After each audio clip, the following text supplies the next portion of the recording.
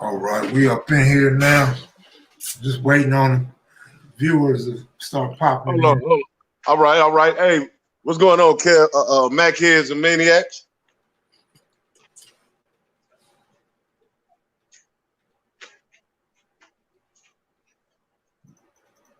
Corey Bird, what up? What up? What up? I guess everybody else will start popping in. I don't know where they at, bro. Maybe they out getting some sunlight. This coronavirus didn't open up the towns and shit. Oh man, I done already cussed. I done already canceled out this one. DJ, what up, man?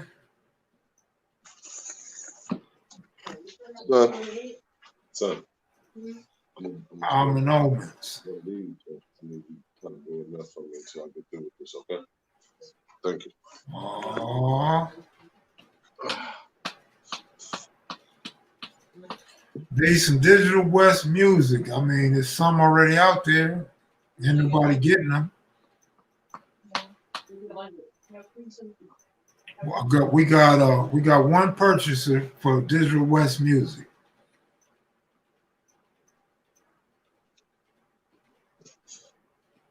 One. So I'm abandoning all of that. You won't see me put no more money into digital West music. And I won't even be mad at him if he don't supply me with no more music for the videos. Because hey, it's not worth it, man. It's like everybody want things until I get them done. Once I put my money into it, I'm stuck. I take a loss because you guys are saying you want this stuff. I do it for you guys. You know what I mean? So I can't keep doing that. That's what I can't do. Loco, you having issues over there with the stuff you got? I'm finna smoke something, boy. You know I'm finna get on it. I gotta get it right, get my head right one time. Yeah, but you know what? The other day when I wore that blue shirt, Yeah. quite a few people, not quite a few, but 4 people, they done order some stuff. I told you when they seen it, they was gonna want it. That stuff been up there for like 2 months. Oh yeah. Yeah, As soon as you wore it, they want it now all of a sudden. yeah. Hey, Even how the pink sell for the women? that's what I was just about to say before you cut me off. One woman bought a pink shirt today. A few minutes ago, as a matter of fact, she bought a pink, a raspberry one. It ain't really pink, it's raspberry. Yeah. This one right here. Yeah, so I know you just told me. Oh yeah, that's dope. I know you just told me who was talking that shit, cuz talking about some shit about you and the big homie. No, they wasn't really talking shit about me. Okay. They was just, I mean, you know, we was just talking. We was just, Yeah. no, it wasn't about me really. I mean, some he say, she say, but it wasn't. It was a cool conversation. Some nothing stuff then. Yeah, But sure. you get a chance to holler at anybody today? Anybody that you've been? What about man? Whatever happened to Juju? I don't know. Mel said something about somebody was gonna go out there and use their phone. But no, I just got off the phone with Barefoot Pookie. We had a real good conversation. Yeah.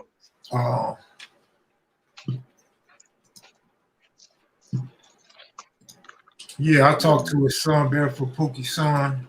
We had a good conversation.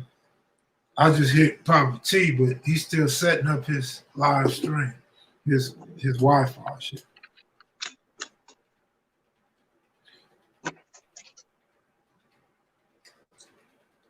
Hold on a second. All right.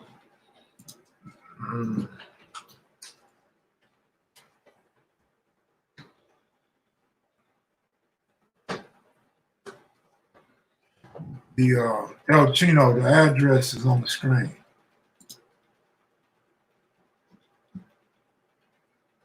Papa T's doing all right, man. He's good.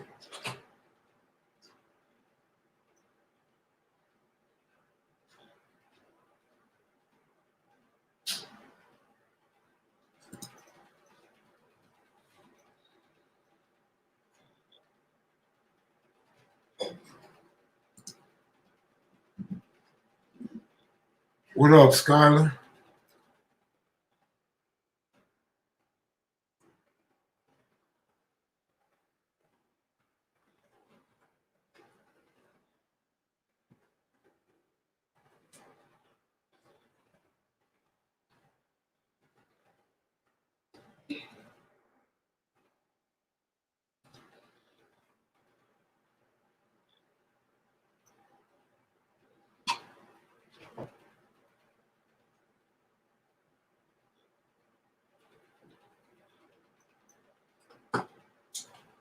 Goldie, I sent that link, bro.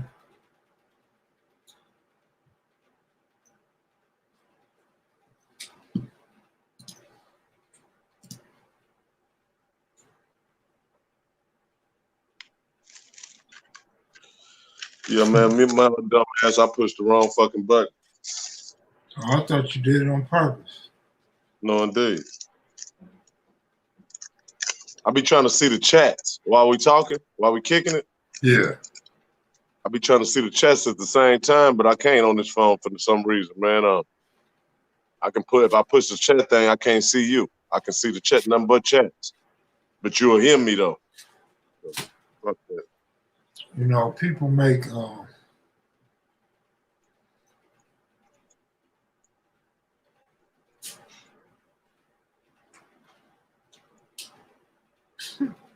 people be making some crazy comments, bro.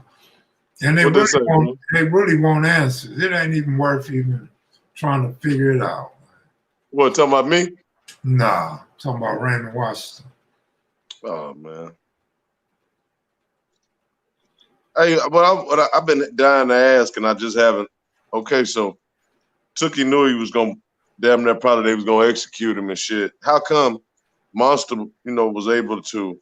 I ain't saying all the shit Monster put in his book because that was too much.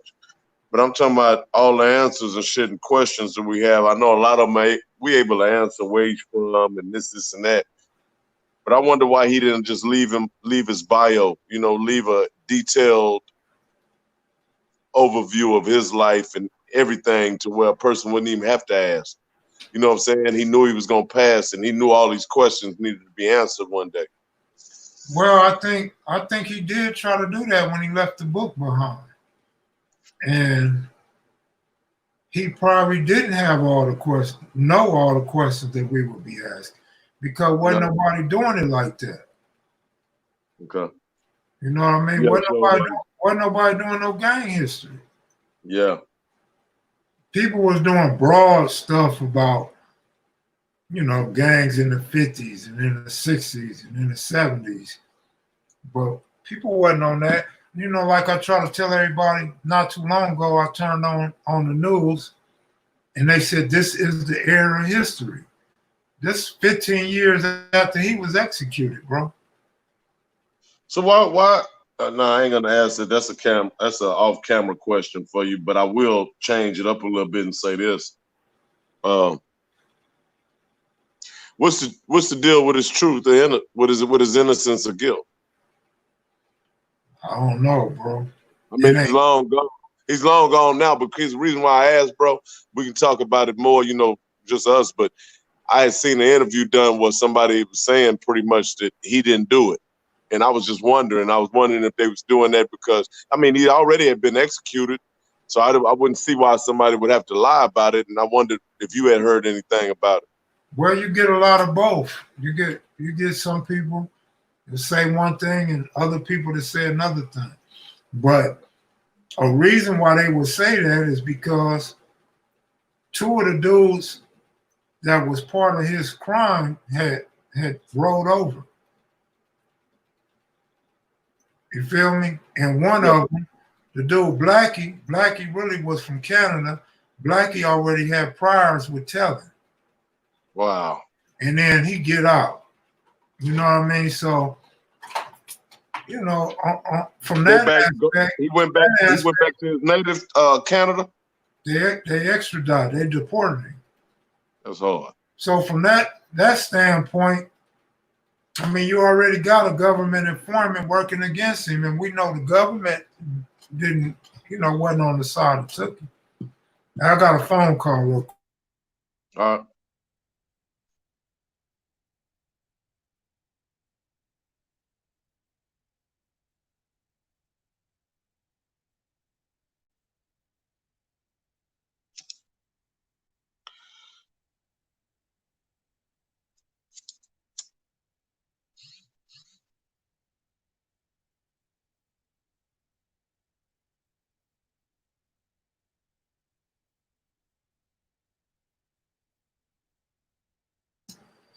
Yeah, that was cute, man. Q said, "What's up, Loco?"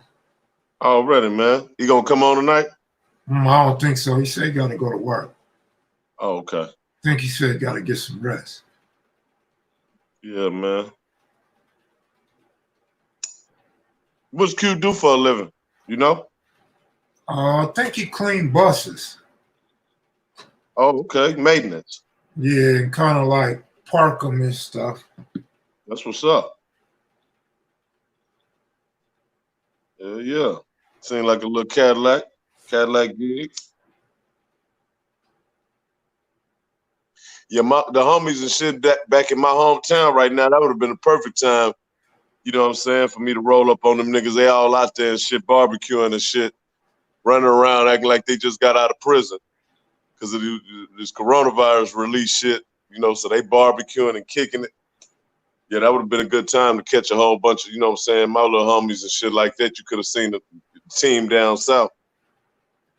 Hey, I want to invite some of you guys on. To the guys that want to talk about snitches and agents, you're welcome to come on. For those that want to talk about Raymond Watson, you're welcome to come on. Those of you that's talking about Melvin Farmer, you're welcome to come on. All you guys that got topics you want to talk about, you're welcome to come on. Otherwise, I'm not taking requests to talk about what you want me to talk about. Y'all General, what up, man?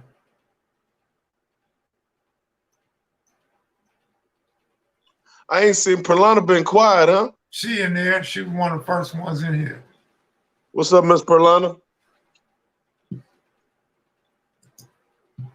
Kenya? Where you see Kenya at? I'm asking. I said, No, Kenya in there? I don't see Kenya.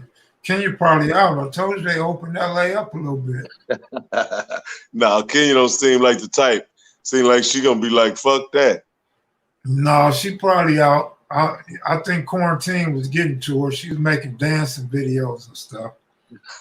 Like she couldn't wait to get out and go to a real club or a real party. Right. So when are they gonna get to the phase opening up the clubs and the bars and shit out there?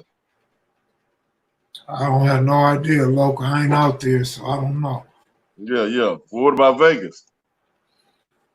Well, they talking about they don't really want to open stuff up like that because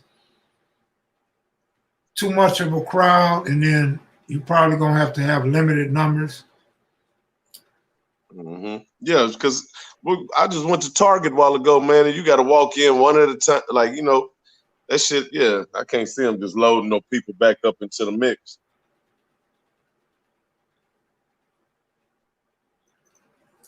No, I haven't heard from Brooke lately.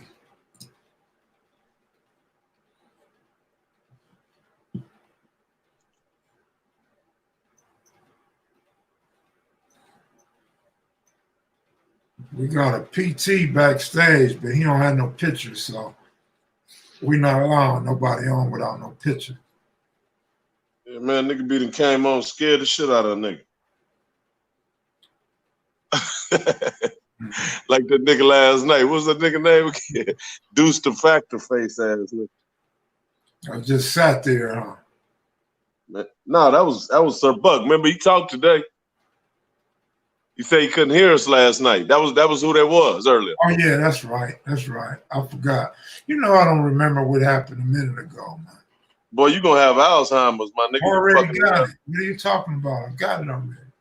God damn, I mean, you don't even smoke bud or nothing. That shit gotta be, it's hereditary? I might, no, it ain't hereditary because only my brother, my oldest brother, the only one that had it. Alzheimer's? Yeah. Damn.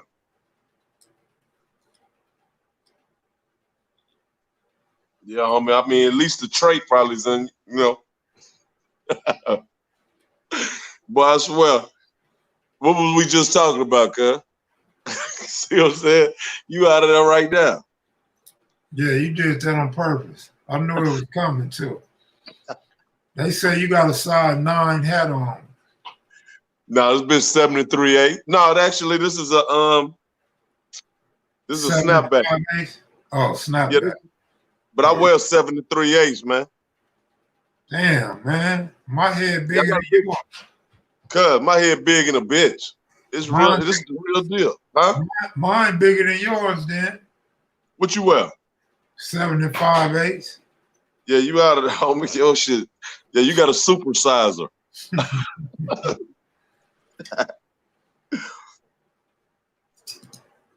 The nigga used to call me heavy head. This old heavy head ass nigga. Niggas had every name in the book, boy. I swear.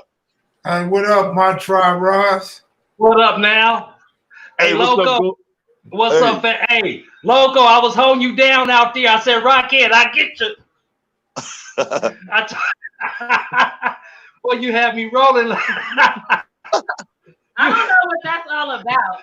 You had me rolling last night. Hello, Kev Hello, Loco. Hello, Maniacs.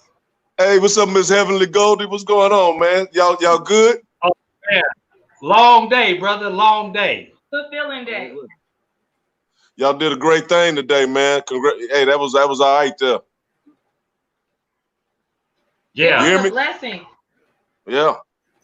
Yeah, Rocchead was Do really we happy about have, it. do we have something going on in the background? Seems like I hear something. Is this on? No. No, you guys just a little delayed, but everything all right. Oh, that's because A delay. So What how up? many did y'all end up serving? How many did y'all end up serving? Like 1,500 after all? Rocchead said about 1,600. That's a They can't super hear me. delay. That's a super delay. Let's try and come back in. Should we try to come out and come back in? Yeah, you could We try. got a hell of a delay. Yeah, go ahead, try that.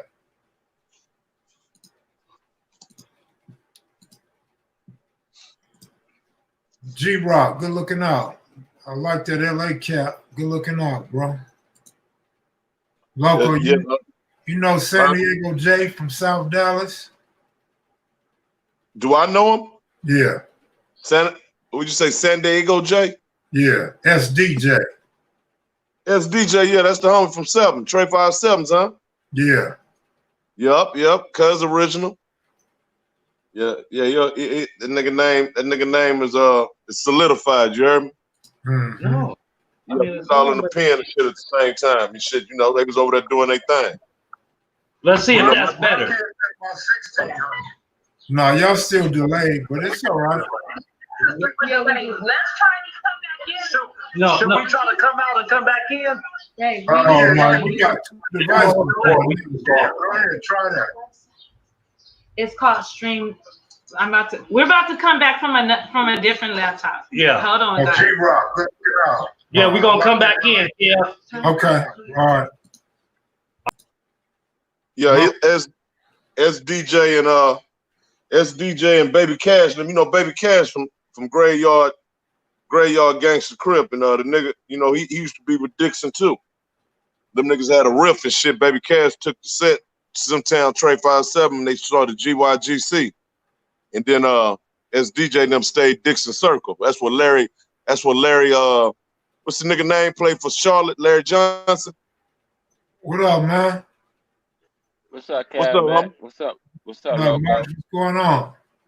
That man, just trying to get through this quarantine. How y'all doing? All right. Yeah, Got man, something you want to say? Yeah, man. About the disrespectful comments, man. Like people need to let Raymond Washington rest in peace, man. I agree. Stop. If his family don't want to talk, stop asking questions. I agree. Just let him rest in peace, man. Especially for people that, if you're not from Cali, if you don't know how things go down there. Right. If you don't know right. It's just all about respect, man. That's all. Yeah, just let them rest in peace. Like I got loved ones that's dead and gone. I don't want nobody asking questions about them. Let them rest in peace. Right. Yeah, for sure. I mean, like if you want to ask about my mother or father, that's cool, but not on no disrespectful questions. You know what I mean? Especially no controversial questions or no questions that's that gonna start. It's something that might start some stuff. Yeah. How y'all day went, man? Oh, it was cool, bro. It was all right for me, man. I'm just been cooling, man. Yeah. And I want to talk about snitches. I want to talk about the snitches too. Like I don't know any per se, but I would think like if you're gonna be in some crime or something like that, or if you're gonna be in a gang, don't tell. Like it's not worth it. You know, don't tell. If you don't want to do the No. crime, if you don't want to do the time, don't do the crime. You know. Right. Yeah. You got to stand by your word, man. Tell them Right. they cool. And I Hey don't man, even don't you gang know bang. I right ain't now, even no homie? gang on that. Huh? What they call you, man? My name is Armand. Armand, I'm Loco, man. Look, man, don't you know right now there's some youngsters somewhere sitting up plotting to go hit a lick or go do some dirt right now and gonna tell on the nigga in a few hours. Mm-hmm. Probably watching Kev Mac podcast on the way to go do it. You heard me? Yeah. That shit gonna go on forever, homie. Niggas be feeling like they square business and they really gonna live and die by the code. But when them white folks get you in that office in there with them cowboy hats and shit on, talking about the rest of your life and the death penalty and all that shit, and your mama and them talking about, tell them what you know. Right. Nigga, it's over. You know what I'm saying? Yeah. So all that shit, they're gonna be out the window. The hardest motherfucking supposed to be so-called gangsters. They gonna damn near lay it down every time, my nigga. You know Right. what I'm saying? just All think that like shit they talking about is old shit. Motherfuckers didn't snitch. All we've been seeing from the whole time I've been alive is snitches. This shit ain't never stopped. What's up, man? I I- was in What's this. up, man? What's Where going you at, on? Hey, brother? What's up? I got some about this Mission 9 nigga, yo. Bruh, fucking rat. Can't hear you, Yeah. bro. You can hear me now? Yeah. Now I can't see you. Oh. You can see me and hear Boulevard, me you now? acting weird. Boulevard, you acting weird, man. You know I'ma roast you, man. Hold on, man.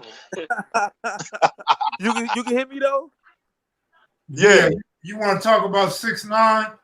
Yeah, hey, bro, that nigga a rat, bro. This nigga was sending hits on niggas, bro. Then True. snitch on the nigga that he sent the hit on, and bro get more time than him. That's crazy You to gotta me, figure bro. which one did law enforcement hate the most? Chief Keef or 6ix9ine? They been hating Chief Keef, my nigga. They don't Oh give yeah, a damn for about sure, Chief for Keef, you know what I'm saying? Mm. But but Yeah. it's crazy that how he can pay the nigga to do something, then snitch on him after he did it. Then say he innocent. Like what? True. Bro, you told, bro. You snitch.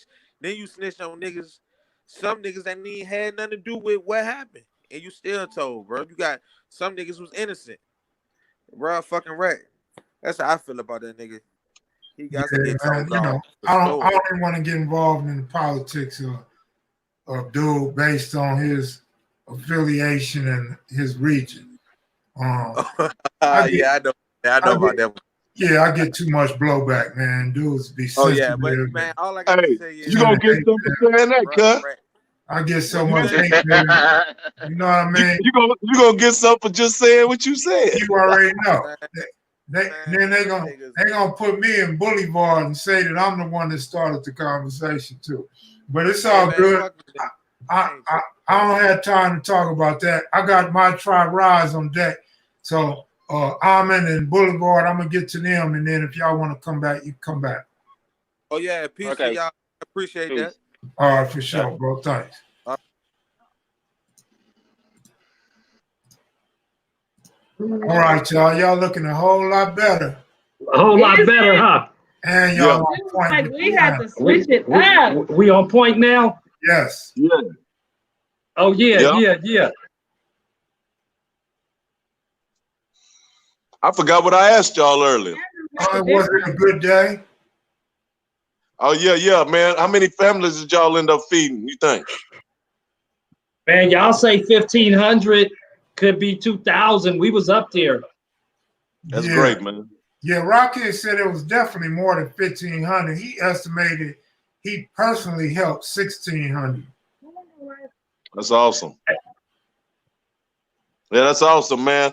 Hey, to see where you came from with it too, Goldie, man. You been hitting them shortcuts, man. Them good shortcuts though, man, and you're able to miss a whole bunch of the BS to get to what you're trying to do, man. And that's what's up, bro. I know how how hard it is to maneuver sometimes, but it seems like everything is working out for y'all, man. Salute. They behind again?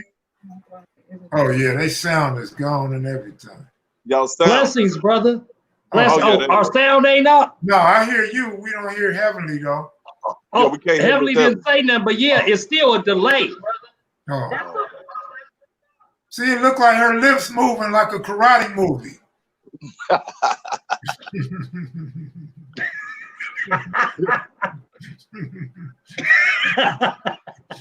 Ain't nothing happening, man. You can't catch no nigga running like that, man. For some reason, our system is delayed. It's like we hear things late. How does it sound on your part? Now y'all on point on our part. Y'all good? People want to know how they can get a My Tribe Rise t-shirt or a sweater. Well, go ahead, baby. If y'all could type it in, I'll post it on the screen. If one of y'all could type it in. Y'all like those shirts? I like yeah. them too.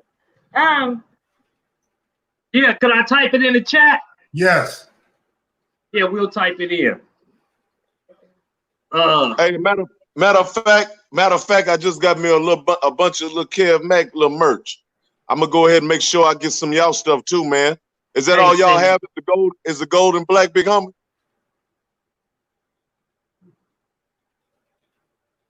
All right. No, we got every color. Okay. We got every color. Writing letters, all of that. Yeah. If you go to our My Tribe Rise page on Facebook, you'll be able to see all of our different colors and things of that sort. I'm on it. That's my word, man. I gotta spend some money with y'all. I like to talk. The only thing is, it seems like there's a delay. We keep hearing everything double on this side. Yeah, why is that, Kev? We hear everything double. Usually it's a weak Wi-Fi signal, but y'all on point on our end. I could tell you guys are answering questions delayed, but your talking is right on point. Okay. Loco, you all right up there? It's doubling, Kev. I'm good, When you bro. talk to me, it doubles. Getting high? I don't know. You good? You good? I don't know what it is. All right. Well, we gonna roll with it because that's what we do. Nigga, rolling. Y'all supposed to be moving, man. Hey, man, we rolling, moving, swooping, all that. Nigga, it's two tribes, one nation, man. You know, cause we was out there today, man, with the brothers, and it was all good, man. You know, even one of the homies, preacher from Pasadena, came through because he was at another event around the corner. So it worked out. Good stuff. Y'all was in Compton, right? We was in Compton today. And how many organizations help pass food out? It was 7 different organizations. It was ICANN, of course, the one and only Rocchead. Mary ICANN was there. There were 2 different trucking organizations there, and My Tribe Rise. GYF, Guaranteed Young Foundation. I think Guaranteed Youth Foundation. Youth Foundation. Yeah, and they was deep. They was out there deep. Yeah. And so, Good yes, stuff. we did over 1,500 people today. The cars were lined up. It just feels so good to be a blessing. It really does. And so, yeah, we invite everybody to come out and be a part of giving. And the way you can come out and be a part of giving is like I was telling you earlier, Kev Mac, we want to do the hashtag Feed the Homeless Challenge. So I'm hoping that you all are hearing us fine again, because we're getting a delay and a double, like it's coming through twice on our side. But the way the Feed the Homeless Challenge is going to go, just like today, how we were out feeding people, we go out and feed the homeless, things of that sort. We would like for people across the nation to go out, find someone in their community, an area in their community where they want to help someone. They may see some people who are in need, take pictures, and then post them. If you could put hashtag My Tribe Rise and then hashtag Feed the Homeless Challenge, and we want something like this to go viral. Who do we see out there really out there feeding the homeless? We know that it's happening. We know people are out there feeding the homeless. Let's let everybody know. Let's encourage others to be a part of it. Right. I spoke on that earlier. You guys will inspire other people to get out there and do things. And also, there are a lot of other people that are feeding the homeless. In fact, before you guys came on this morning, I got a call that was saying that there are a lot of people all over feeding homeless people, but they aren't getting it, you know, on platforms talking about it. And maybe you guys will inspire more people to get out there that want to do something, but just haven't done anything. Mm-hmm.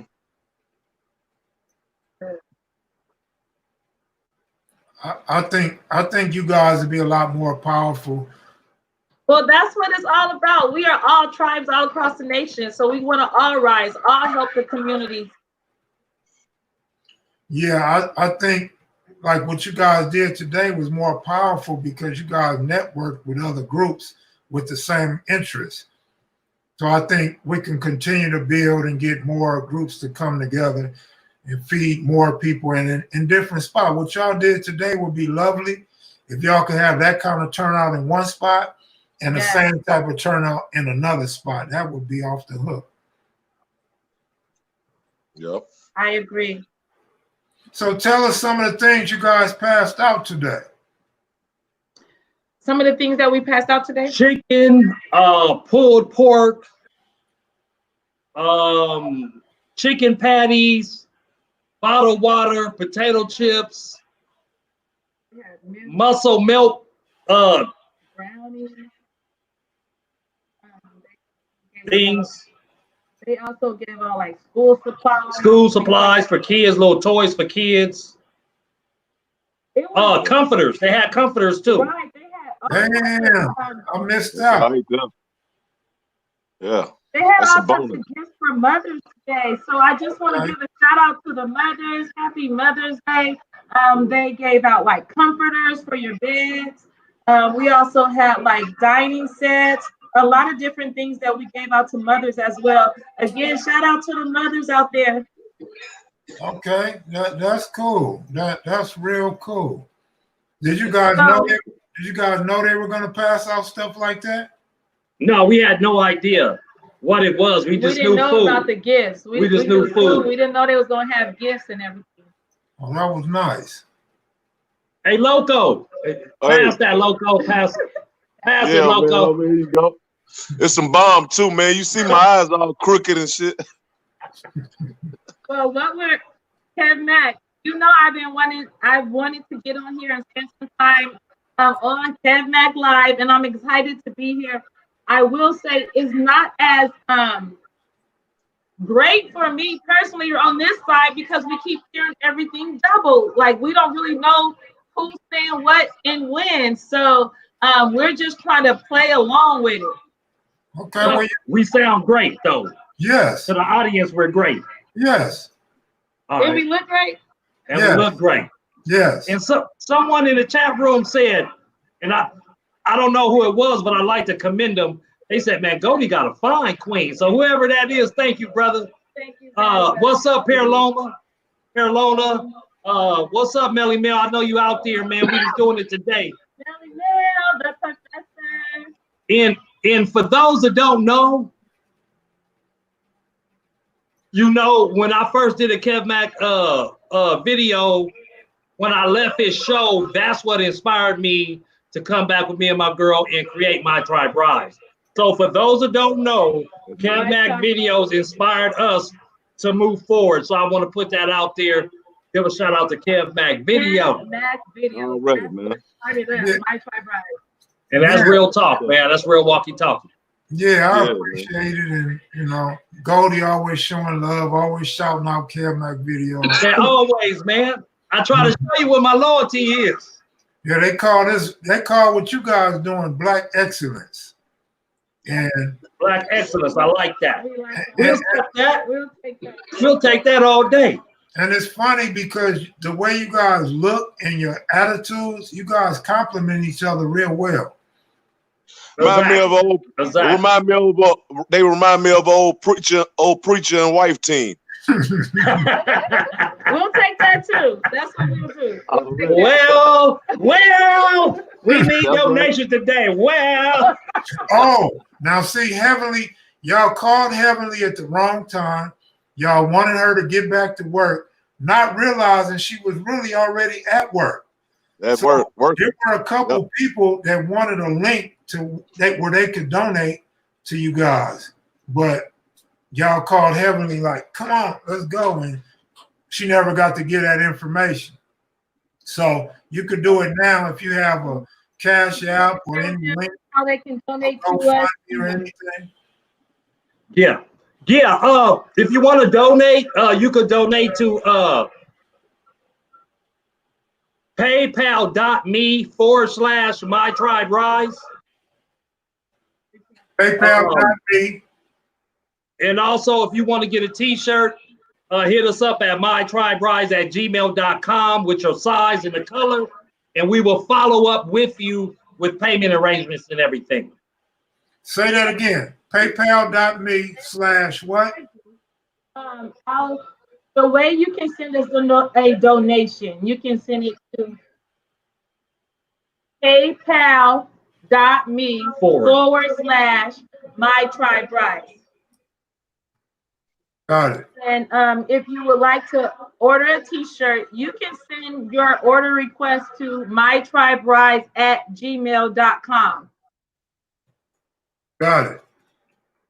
Hey, And Goldie, we will be stepping it up to the level where Kev Mac is at when it comes to ordering our t-shirts, because Kev Mac, we like how you have it your website. Cartel. Yeah, we love your website, how you sell your t-shirts.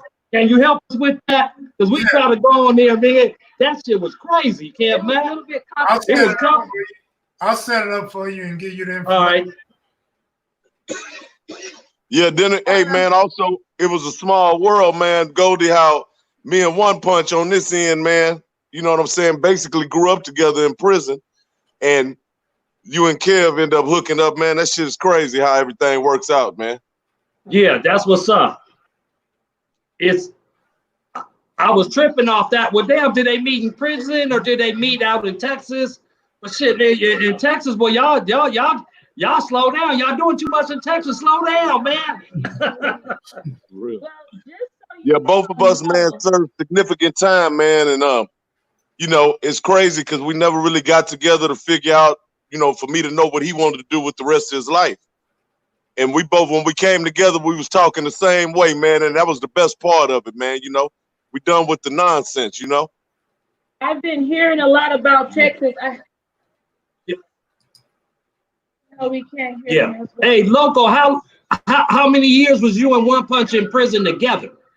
Together, we was probably no more than about a year and a half or so. All right. About a year and a half, but on the same dorm, same pod. Yeah.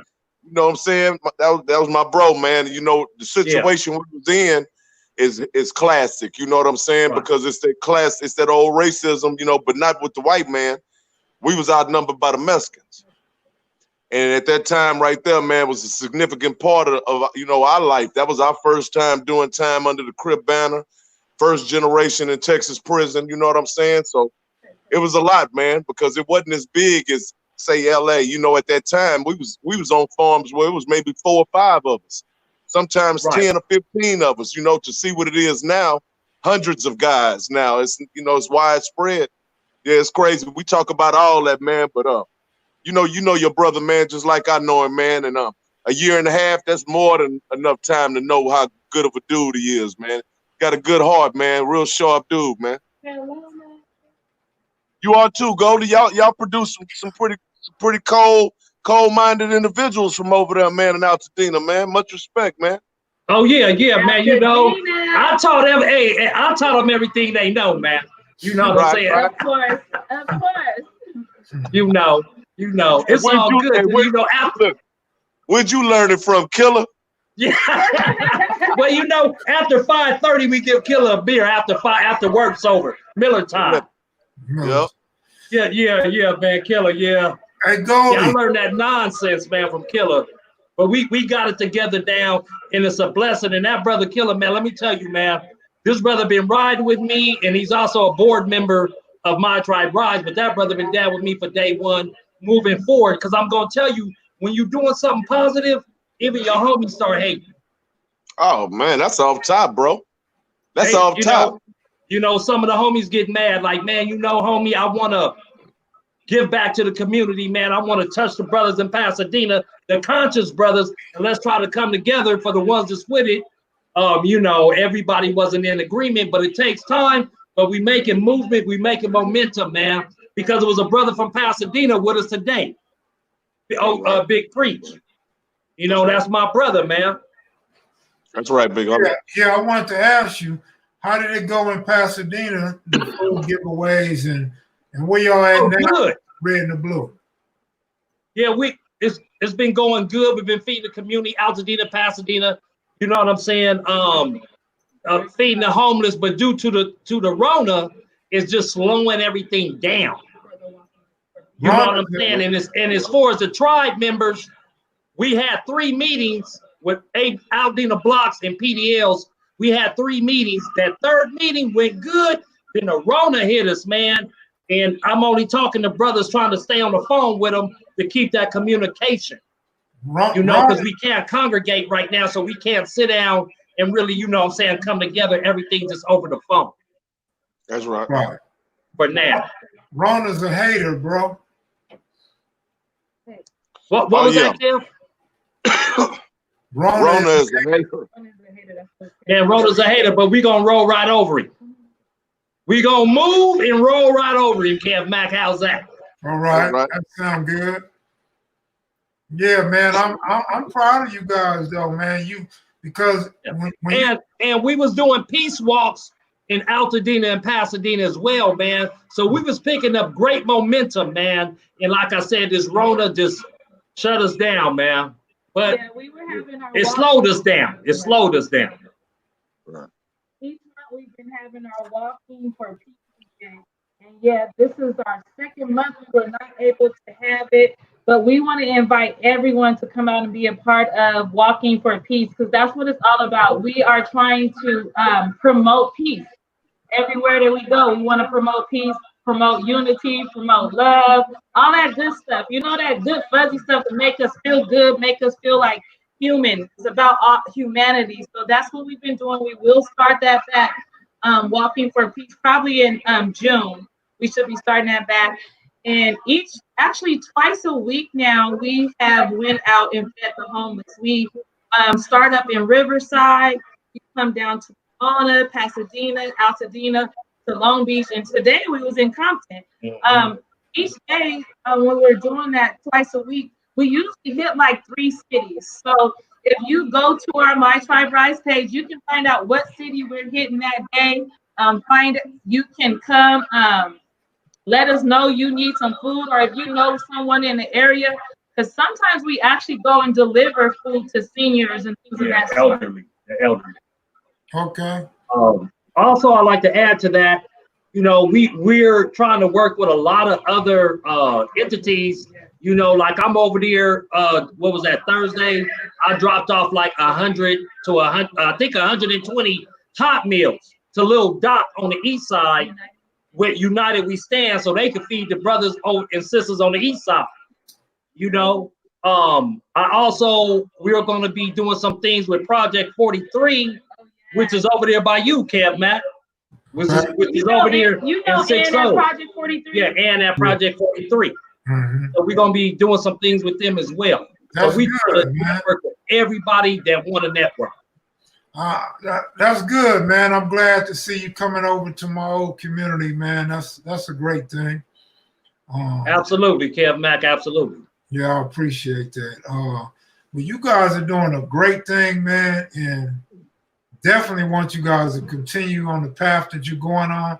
But you know, I could speak highly of Heavenly all day, being there by your side and helping you out. Well, but Goldie, I want to say to you, I commend you, because you called me and told me this is something you want to do, and you asked me how to go about it and what I thought about the name. And you just basically man, Kev, you too slow. You ain't trying to really, bite into this. And you went and did it on your own. You hit me right back with a shirt. We hung out a few times, me, you, and Heavenly. And man, I commend you for following your dream and something that you just thought of like that, and you pursued it, and you making it happen quick. Yeah. Boy, you trying to get them blessings. You trying to get them blessings together, huh, man? Exactly. No, but Kev Mac, exactly, Loco, exactly, get them blessings. But Kev Mac is right. When I first was coming up with the topic for the name, My Tribe Rise in Peace, I hit up Kev Mac. Kev Mac, this is what I came up with, brother. What you think? Kev Mac didn't say he liked My Tribe Rise. He said, I think you could do something with that peace. Is that right, Kev Mac? Yeah. And I end up thinking the My Tribe Rise and the peace on the back. Let's roll. Let's do it.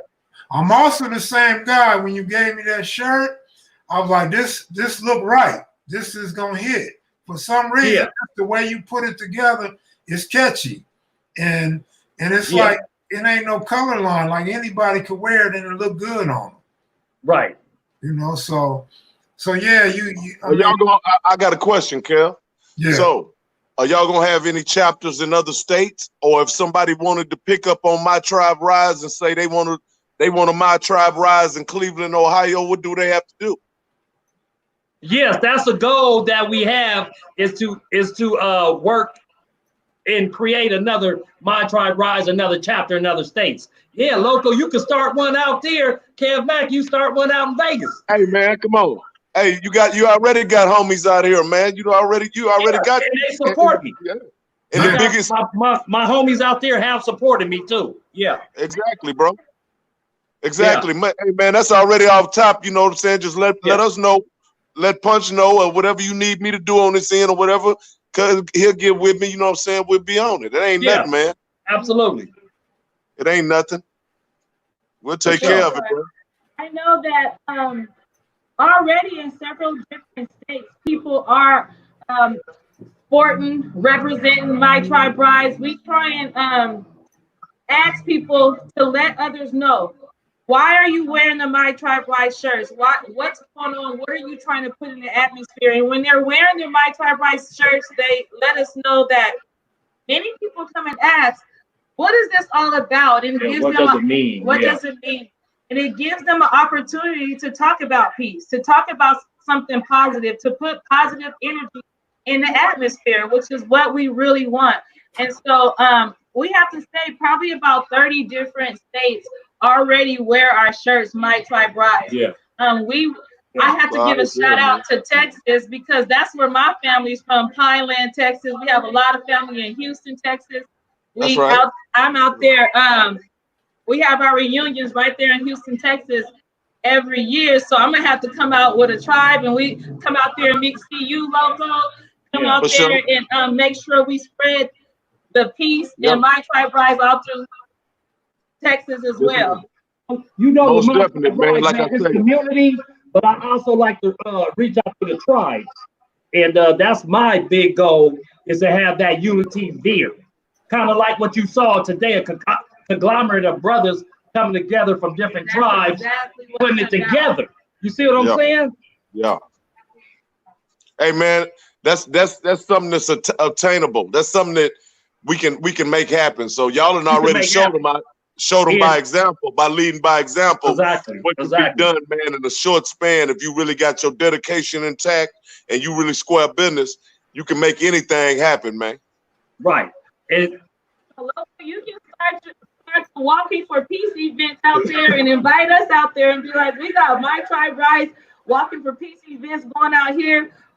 We got, and you know what, people can also include wearing the Kev Mac videos, whatever it is that's out there, just long as the tribes are coming together, you know, walking in unity. That's all it's about. Well, Kev Mac videos is associated with this in regards to bringing the brothers together and brothers getting along, brothers visiting each other, building relationships. Yeah. And that's real talk, man. Networking, that's man. Real talk. Networking. You have started the unity, Kev Mac. Absolutely, brother. Well, you guys are taking it to another level, and like I said, I got the platform for y'all whenever y'all need it. And I want to take it to another level. You know, once we really get away from harming one another and start loving on one another, man, we could build a strong nation, man. Because we two tribes, one nation. And I can't say that enough. And here's another thing, man. We all from different tribes, right? If we all took the responsibility to really get our situation tight with our dollars, if every individual, I'm just talking about tribes, just the tribes, not even every black person, just the tribes. We put up, if every tribe member put up $10, $20 each, man, we got a powerful movement right there where we got power that we could buy and do some things to help our whole community, man, and help our tribes. And that's real. You know, that's something I want to get on to, but I don't want to mess up any verbiage with the algorithm. You know what I'm saying, Kev Mac? They may like, wait a minute, what are you talking about? You know, but that's real. That's real, brother, because I want to say this, man. A lot of times people feel I want to start this, I want to start that. Man, we already got tribes. We already a battalion, each tribe. We already got the power in our neighborhood. Let's come together. Let's figure it out. Our people's in place. We in place. But once again, Kev Mac, I don't want to go off script because I don't want to mess up the algorithm. Okay, well, they're saying a power couple making powerful moves. Salute to you guys. Amen to that. Amen to that. Yeah. That's real. Two tribes is a nation. That's Miss right. Heavenly. Hey, say Goldie, I hope you don't mind, but Miss Heavenly, how many people have told you that you look like, what's the gospel singer lady? Yolanda Adams. Ah, look at her. She already knew what I was talking about. No. Hey, she get Gabrielle Union a lot too. Man, She get Gabrielle Union. I said Goldie and them done got Yolanda Adams on here, man. I ain't lying with She saying that to me all the time. I just wish I could sing the way she sings. Right. That's why you said church. Yes, ma'am. For sure. I hear you, Vincent. Thank you. I hear you, Vincent. You know, brother, it's a process. Nothing comes overnight. Everything's a process, man. But I believe we can. I believe we can, and we can achieve these goals. Brother, we have to. The way the world is now, brother, we have to come up with a solution. Right. Yeah, for sure. And we are a part of that solution right now. This is one entity that's part of that solution, My Tribe Rocks. Right. For sure. I love what I see on Kev Mac videos. I love seeing the unity. Looking for the truth. Thank you. 100. I love seeing all the different sets, everyone coming together. I love seeing the relationship. Just like today when I saw Killer giving a hug to Joe Rocchead. It was like beautiful. It was like beautiful relationships that has been created. Again, Kev Mac, shout out to you. Loco, I'm seeing you all the time. So I'm like, he's my brother right there. So it's good seeing you too. Guys, what I'm going to do is let you all finish up. I've already put in my girl time. So I got you. So I'll see you all later. I'll leave it to go. All right, now look, Rocchead gonna tap in later. I don't know when, but Rocchead gonna try to clown me tonight. Is he? He gonna try to clown me like, hey, Loco, but we gonna get him. He ain't want to do no. You couldn't have got him to race today. He looked tired in the mug, man. Yeah, he tired today. Yeah, he was moving pretty fast though. But hey, no Rocchead shit. Though. Definitely gonna tap in a little later, man. No BS though, Goldie, man. If things that y'all got going on and stuff like that, if we're able to participate or we have time enough to get some stuff together to coordinate and stuff, man, start letting us know. All right, Loco, we gonna get it together, man. Because I'm trying to reach everybody. Like you said, we got a tribe in Texas, man. We could do something. Because this is from the heart. Right. I have no enemies. Everybody my brother. You see my wife, like that's Loco, you my brother. That's how we look at people, man. For sure. And that's what we own. But she got down south. She know about Southern hospitality, man. And we feel the same way, man. And that's what life's about, man. We got to embrace each other at some point, bro. Yeah, at some point. Yeah. and pray for the ones that don't. That's all we can do. Keep on pushing, homie. And they want to know why you didn't have Killer tap in. Right. What was that, Kev Mac? They want to know why Killer didn't tap in. I hit Killer up. You got his number. You got to send him a thing, but I got to tell him how to tap in. You know, it's nothing about just hitting the link. Hey, Kev Mac, but did you get the video, right? Yeah, on Facebook. All right. Can you download it? I have to check. I haven't tried yet. All right. Yeah, and I'll probably tap back in a little bit. Okay. Let you guys get back to it, but I'm gonna tap back in. What you about to go get your feet rubbed and stuff? What's up, Kev Mac? What, Heavenly about to rub your feet down for standing on your feet all day? Yeah, man. Hey, Heavenly, Kev Mac said you about to rub my feet down. That's why I gotta go. Oh, y'all don't want me? Y'all want me to stay? I'll stay. Why not? Why not? Why Yeah, not? we Oh, chilling, man. baby, bring me a drink. Get a bucket of hot wings. I'm staying on AM Live. Yeah, this your day, bro. No, but I do want to at least tap out. Give me about 10 minutes, All right. because I want to do it off my phone, because I'm getting this echo and everything, man. All right, bro. All right, much love, Loco. I'll see you in a minute, Kev Mac. All right, my brothers. All right. And then you have my tribe rise with Goldie and Heavenly Hughes, the power couple. Yeah, Killer's he's an interesting character, man. Oh yeah. Yeah. Jerome Wallace, what up, man? No wonder why nobody was going in on Loco. You hadn't made it in yet. Look at you be starting shit, nigga.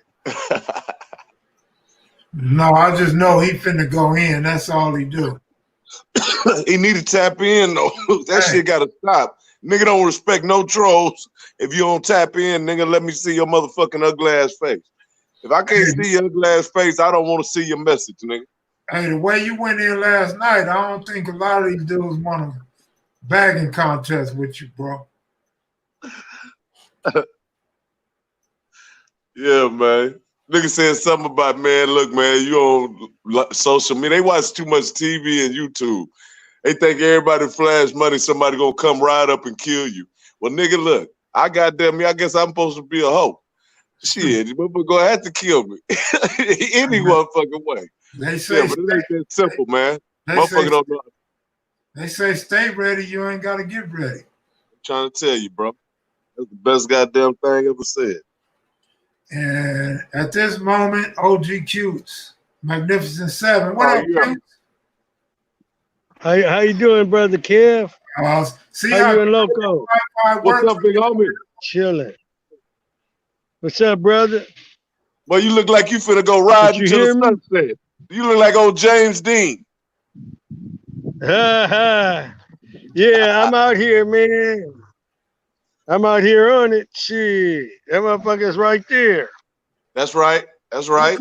What kind of shirt you got on up under that jacket? A Pendleton. Yeah, that's what I'm talking about. OG Pendleton. That's what I'm talking about, Cutes. Yeah. Oh yeah. Just chilling. Yesterday. You off today, big homie? Huh? You off today? I crossed. I'm gonna go to work later on tonight. Okay. I'm off right now. Though. Yeah. You got great reception. Oh, that's good. I'm the only biker out here tonight. I don't see none of my folks. And I'm in Southeast. I'm in Southeast right now. They probably went on a run without. I'm right on Euclid. No, I just got to make some calls and see where they all at. They probably just chilling and shit. Sometimes they night owls, they'll show up like at 12 or 11 and shit. Oh, yeah. Yeah. So San Diego, is there a lot of people out in San Diego? Look, I'm going to go. Watch. Yeah, they out. Q's phone working good, huh? Oh, yeah, he's straight tonight. Yeah. It's working. I think I'm buying something. think I'm by a Wi-Fi or something. Like you said, something might be clicking in. Mhm. Yeah. I feel better. I feel a lot better than I did yesterday. I'll tell you Yeah. that. Yeah, you was hot Yeah, yesterday. That's good. I know. Yeah, I feel good now though. You know, emotions are funny because they like a drug. They can overcome you real deeply, and then if you don't know how to dissipate them, then they can take you down the wrong path. Right. You know, so you gotta be able to decompress and learn how to chill out, man. You know, I just heard some bad news, man. My cousin Blue, they got him for a robbery, man. Oh man. Yeah, man. So I hope that ain't true. I hope whoever's saying he did that, hope they come and drop the charges and say that he didn't do that or something, man. That's It's, pro- messed up. it's probably some bullshit too. I know, man. I wish he would have just stayed in the house. Should have just chilled at his apartment. Hey, OG, let me ask you something, man, if you don't mind. What would he say? What Loco If you say? don't mind, I want to ask you this, man. So, of course, we all realize and know, man, that you done went down in history, man. You know what I'm saying? Not just in the streets, man, but from your prison stay and shit. You know, your experience in there. And but did you think at any time while this was occurring and happening that you were actually gonna go down in the history and shit? Did you feel like you were doing significant things that others wasn't doing, man, and pushing lines and shit? Okay, Loco, your phone, I was listening to what you were saying, but it was real distorted and I couldn't make it out. Okay. Hey, can you hear me now? I could hear you, but it's not coming in clear. It's not Okay. coming in like Kev's phone. So maybe it's something with your reception. Can you hear Okay. me now? Because it sounds like it's got a lot of like it sounds like it's like in a spring or something. Like it's going like that. How about me? Can you hear me clear? Oh no, that was his reception. God damn. And he said your phone is chopped and screwed. Oh, cute. Mine, yeah. Sure, but it Man. was really cute stuff. Yeah, for sure. Who was that? East West niggas.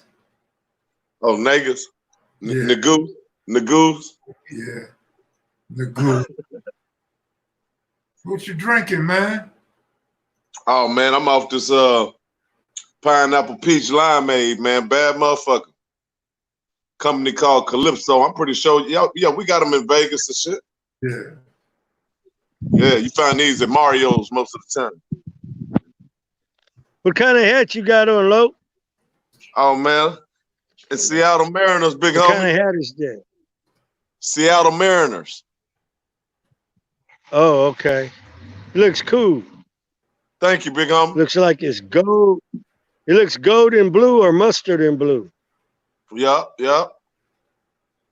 Yeah. That's a good color. Yeah, man. What's y'all's topic tonight? OG cute. OG cute. We was talking about Yeah. feeding the homeless, man, getting more people to help feed people. He got a delay now, Kev. I see. No. You got a delay, but OG, shit. or you can hear me. I can hear you guys, but I can't hear you real clear. Are you guys hearing me real clear? Yeah. Are you guys hearing me clear? Yeah. Wonder Your why I'm phone not might hearing have y'all clear. coronavirus, cutes. And my phone's got like a reverb. It's like a reverb sound. That's what Heavenly was saying. Same thing. Yeah, wonder how I could get that reverb out of there. I just think it's so many people using Wi-Fi that you have to have a strong Wi-Fi. That's what I think. Yeah, I think so too. Yeah. Well, let me try it now. Okay, let me hear you now. Man, we hear you clear. Yeah, we can hear you clear. What about Yeah. you? Can you hear us? I can hear you a little better. Hey, maybe the warden had your number tapped. I wonder what Mr. Bell is doing nowadays. What you say? Wonder what who's doing nowadays? They probably wondering what's Mr. Bell up to nowadays. Shit, I don't know. Man, you one of the most positive people we had on this platform, Q. So we commend you for, trying to educate the youngsters and keep people from falling in your footsteps. Yeah, man, because it would be unself-righteous if I promoted the same behaviors that caused me to suffer so much. If I got on here and promoted that type of behavior, it would be like I don't care. I don't care about the young people. It'd be like I don't care about their lives having a significant value to their family, their relatives and their friends. If I got out here propagating, more of the same behavior that caused me, to be all up, locked away in concrete and gun towers and all of that. That wasn't no vacation. That was straight incarceration. And I want the next generation and the generation after that. I want them to evolve and learn and not keep repeating the same mistakes because they're gonna get the same results. Insanity is repeating the same mistake, expecting a different result. So Yeah. I'm trying to tell them that if you repeat what I'm doing and what I've already done, then, well, not so much what I'm doing now, but what I did in the past, then the result is going to be jails, institution, and death. Early demise. I'm trying to press away from that. I'm trying to open their mind to where they could, think different, and then it could have an effect on their behavior. I'm trying to talk to them in the first person, but what's sad is that a lot of people get full of them drugs and shit, and they don't hear you. It resonates, but yet it doesn't take, root. I hear you, OG. Huh? I'm full of them drugs. I hear you. No, it's different with you. You're not using drugs that are deteriorating your brain cells. You're not functioning to where the drugs is, disrupting your life and causing you not to be able to wash your clothes, get up in the morning, take care of your chores, feed yourself. You're not using drugs to where it wipes you out to be able to do the basic, functions of life. I'm talking about people who just lose all of that ability, Okay. and there are people out there who just stay out on the street all night. There are people who chase a hit all night. There are people who've gotten kicked out of their place where they live, whether it was a sober living or whether it was a family member's house. I'm talking about people like that. I want them to see that drugs was the cause of that and their behavior and not respecting other people's boundaries. I want them to see that the only place they're going to end up is inside of an institution, or cemetery. I'm trying to wake them up. Yeah, I'm not addressing this toward people who could smoke weed, who could drink a beer, who could do these things. See, because I can't do those things. I'm the kind of addict. If I do any of that, I'm going to lose all ability to take care of myself. Right. Then I'm gonna be locked up. I'm gonna even lose my composure to resolve a conflict in a righteous way. Mm-hmm. I lose everything. There's a lot of people like me, in the world who don't understand that they like me. And the only reason I'm where I'm at now is because I abstain 100% from all psychoactive substances. And some people got to go hard. They got to quit everything. They can't partner with none of that because it's going to take them right back to their drug of choice. And whatever it is, it ain't good. That's real. So I don't classify you, Loco, or Kev Mac as one of the hardcore users, like I was, to where it just, you don't have no ability. It washes away all of your ability, to just have a routine. I know exactly what you're saying. It takes a lot. Yeah, it takes a lot for a human being to learn himself, and it's being strong. You learn what makes you weak. When you're in recovery, you learn what you can't do. You learn that this shit'll whoop your ass.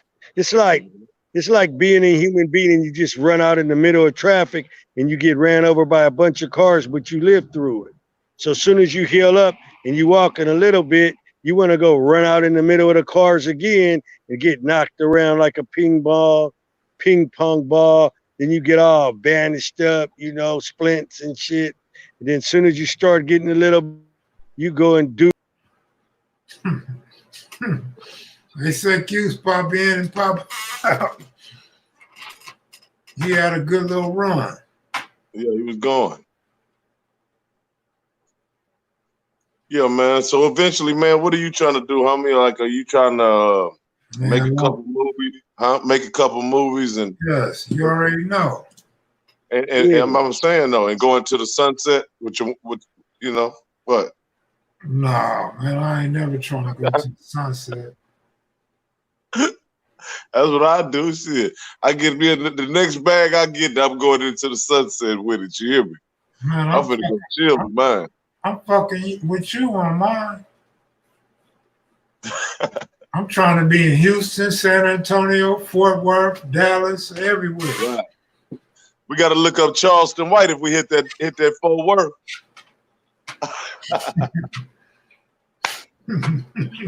Oh, gee.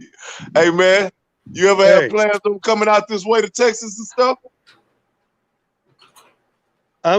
Hey, Loco and Kev Mac, yeah. I'm gonna go. You sure are about to go. All right. Yeah, this shit was playing out. He had walked over there by the projects. They ain't got no Wi-Fi in the projects. That was perfect timing. Yeah. Yeah, man. Yeah, but Jerome, see, that's not what we were saying, though.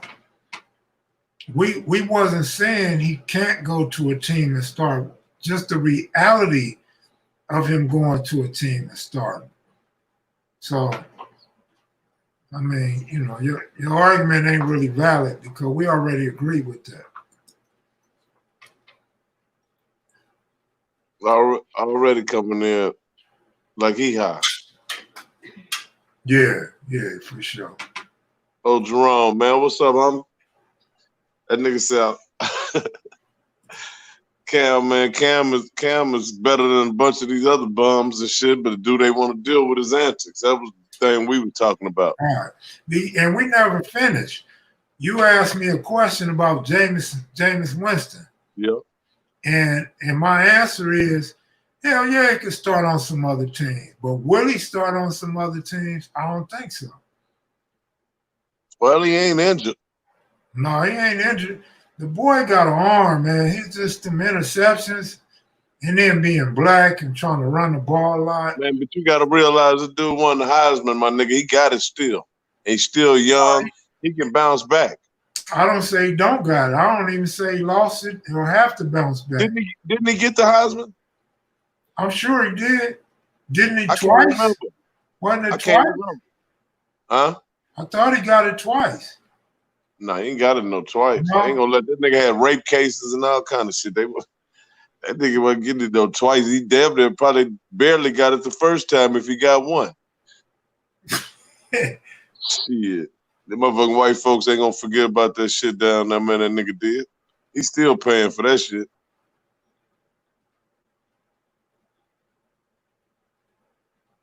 Yeah, bro.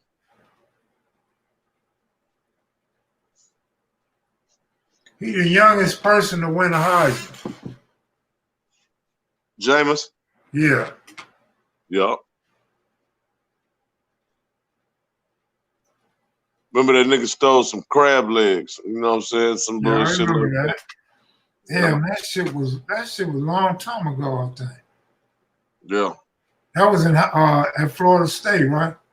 Florida State, remember, and then he had the rape case and shit. Yeah, right. Yep. I think Cam dad be getting in the way of a lot of his stuff that he used to say. I don't know for sure, but I know he was one of them kind of dads that was always having an opinion about shit, and sometimes it was talking against the organization. You feel me? Mm-hmm. Yeah. Big Baller Brand, man. What they got going on now? I ain't seen that nigga in a while. Crazy ass daddy, man. Man, That I ain't nigga never gave a damn about that dude. But what's crazy is my partner that I called on the three-way with you, the square one. Yeah. He was telling me, dude grew up with us. We played baseball with his cousins, and he played baseball in the league with us. I don't remember that. I don't remember it. So Who we talking about? Who we talking about? Cause I'm hot. Big Baller Brand. Oh, okay, yeah, big boy, yeah. Yeah, but I don't recognize him. I don't remember him. I remember his cousins. I don't remember him. Okay. But yeah, Lonzo be blessing the shit out his mama and daddy, man. That nigga take good care of his family, man. Man, why wouldn't he? His father made them dudes. His father was a support group. He was a coach. He was a PR person. He was a marketing promotion. Yeah, that's a good thing. He's supposed to take care of his daddy. Yeah, I'm saying they probably made a pact at a young age. He probably told him, man, you know what I'm saying? Y'all take, they probably vowed to take care of dad and mom. You know what I'm saying? Whoop, and each other. That's cool. The little brother going to the league too, ain't he? They say he is. Top 5 draft pick. But the middle one ain't going to do shit, is it? I don't know. Is the older one going to do shit? So, yeah, the oldest, huh? I'm saying, is the oldest one going to do something other than he got a paycheck? I mean, at the Pelicans over there with Zion, I think he got a better chance getting away from L.A. and that whole scene down there to kind of get it together and do it. I think he's good, but way overrated. I mean, way overrated. Well, yeah, that's what happens sometimes, man. You see that all the time. That was a gamble they took, and it was a bullshit. It didn't pan out. They thought they seen something that was, dynamic. Everybody's looking for the next dynamic guard. Then his daddy talked him into a whole bunch of that shit. That cold nigga. That's why I said his daddy deserved to get paid. His daddy was there for him and pumped him up. Yep. He got that Bill Cartwright jump shot. Man, that nigga crazy. Yeah, but he a hustling little motherfucker, run that flow, got size. He can get it together. He just need, like you say, he hit a 3 every now and then too. No, he can hit 3 sometime. Once he get hot, he can hit them. But on the average, you don't want him taking the 3, especially when it comes. When Ben Simmons, how long we gonna keep on forgiving this clown for not pulling up behind the 3-point line and you got 7'3" motherfuckers shooting the 3? Man, I don't know. I'm tired of seeing that nigga, man, go in, out, same drag move, go down, get the smaller guard. You know what I'm saying? And then bullshit, man. Nigga ain't got no fucking shot. He ain't got no mid-range, nothing. I liked him at LSU too, man. I didn't, man. I never went for the shit. I never fell for the shit. He was dominating when I bet on him at LSU. Oh, he was dominating. I can't take that from him. I was actually surprised how he couldn't adapt to the big leagues. Yeah. But you're right. That jump shot got exposed when he got to the NBA. Off top, man. That nigga ain't got nothing like that. I mean, they ain't never showed a 3-pointer this nigga to shot since he been in the NBA. That's terrible, bro. That's terrible. Yeah, it's kind of hard for them low guards to stop Simmons though when he go inside. Hell yeah, them niggas can't fuck with that nigga. Nigga 6'11". Ain't he 6'11"? Yeah, he up there. At least 6'10". Yeah, that's a big old youngster, man. How many people in there? 181. Mm-hmm. Is that typical for a Saturday night? Yeah, about 15 more than the average. That's good. Yeah, I agree with Jerome Wallace. Oh Man, yeah, that's why you think I'm mentioning him, because I feel like he's cheating the game. I think Jerome Wallace high today, man. He somebody using his account or something. He usually be on point. And he usually be clowning you. But today he trying to have serious topics and he just repeating the same shit that we said. Yeah. It's okay, Jerome Wallace.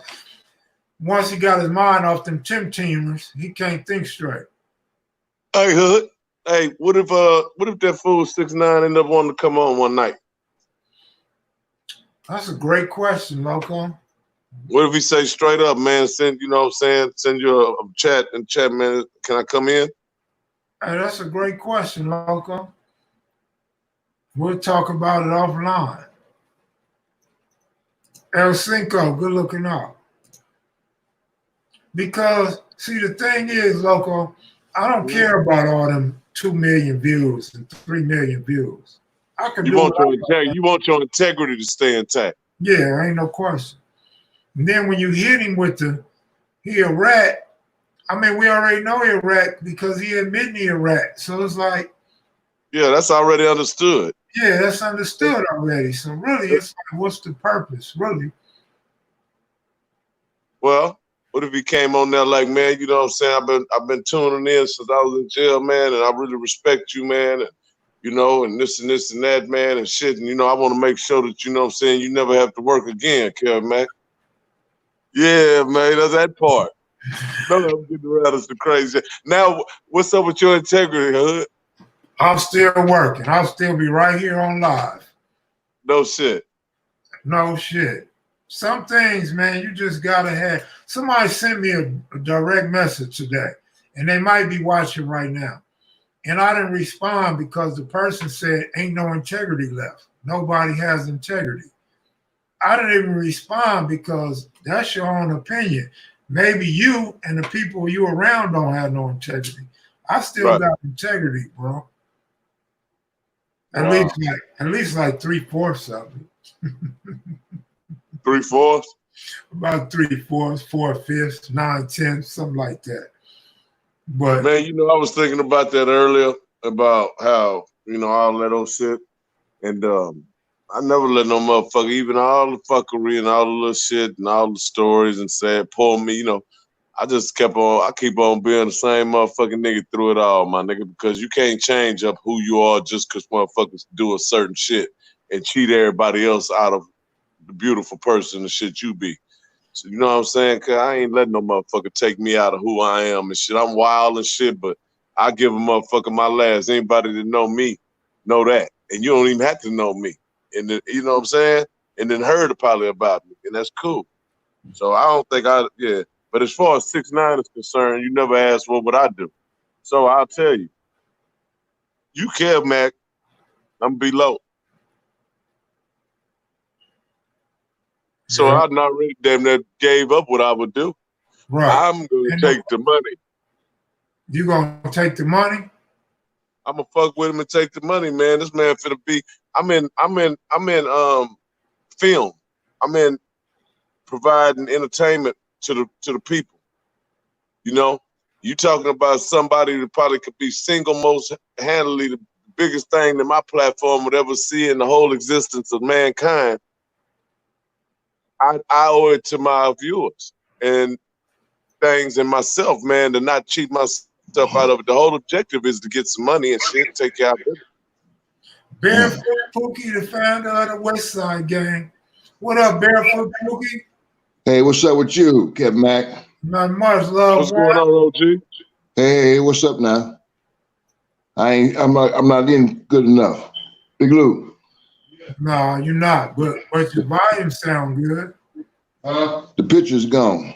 Picture gone? Yeah. Touch something? Yeah. Tell him it's the Wi-Fi because we hear you clearly. Okay. Hey, that's an interesting spiel though, Loco. I mean, that's the way I would attack the shit. That's your code. Get out of here. We might have to call That's your back. code right here. Put your code in. Yeah. You want to Hold call on. back? Y'all can call back. Hold on 1 second. Let me try this one thing.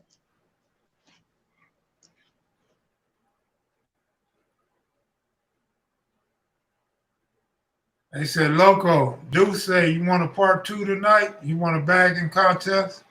Man, Deuce is welcome to come on here and get bashed, man. Hey. Ugly. Big Lou. Big What Lou. up, Pope? You got your Okay. veterans hat on, huh? Yeah, you know it. Sure enough. That's right. You ever thought about putting a clothing line out like that? Veterans for the OGs? You know it, man. I'm thinking about everything. And their wives and all that. You ought to get on that, bro. Yeah. Who you got on here tonight? Q's just left.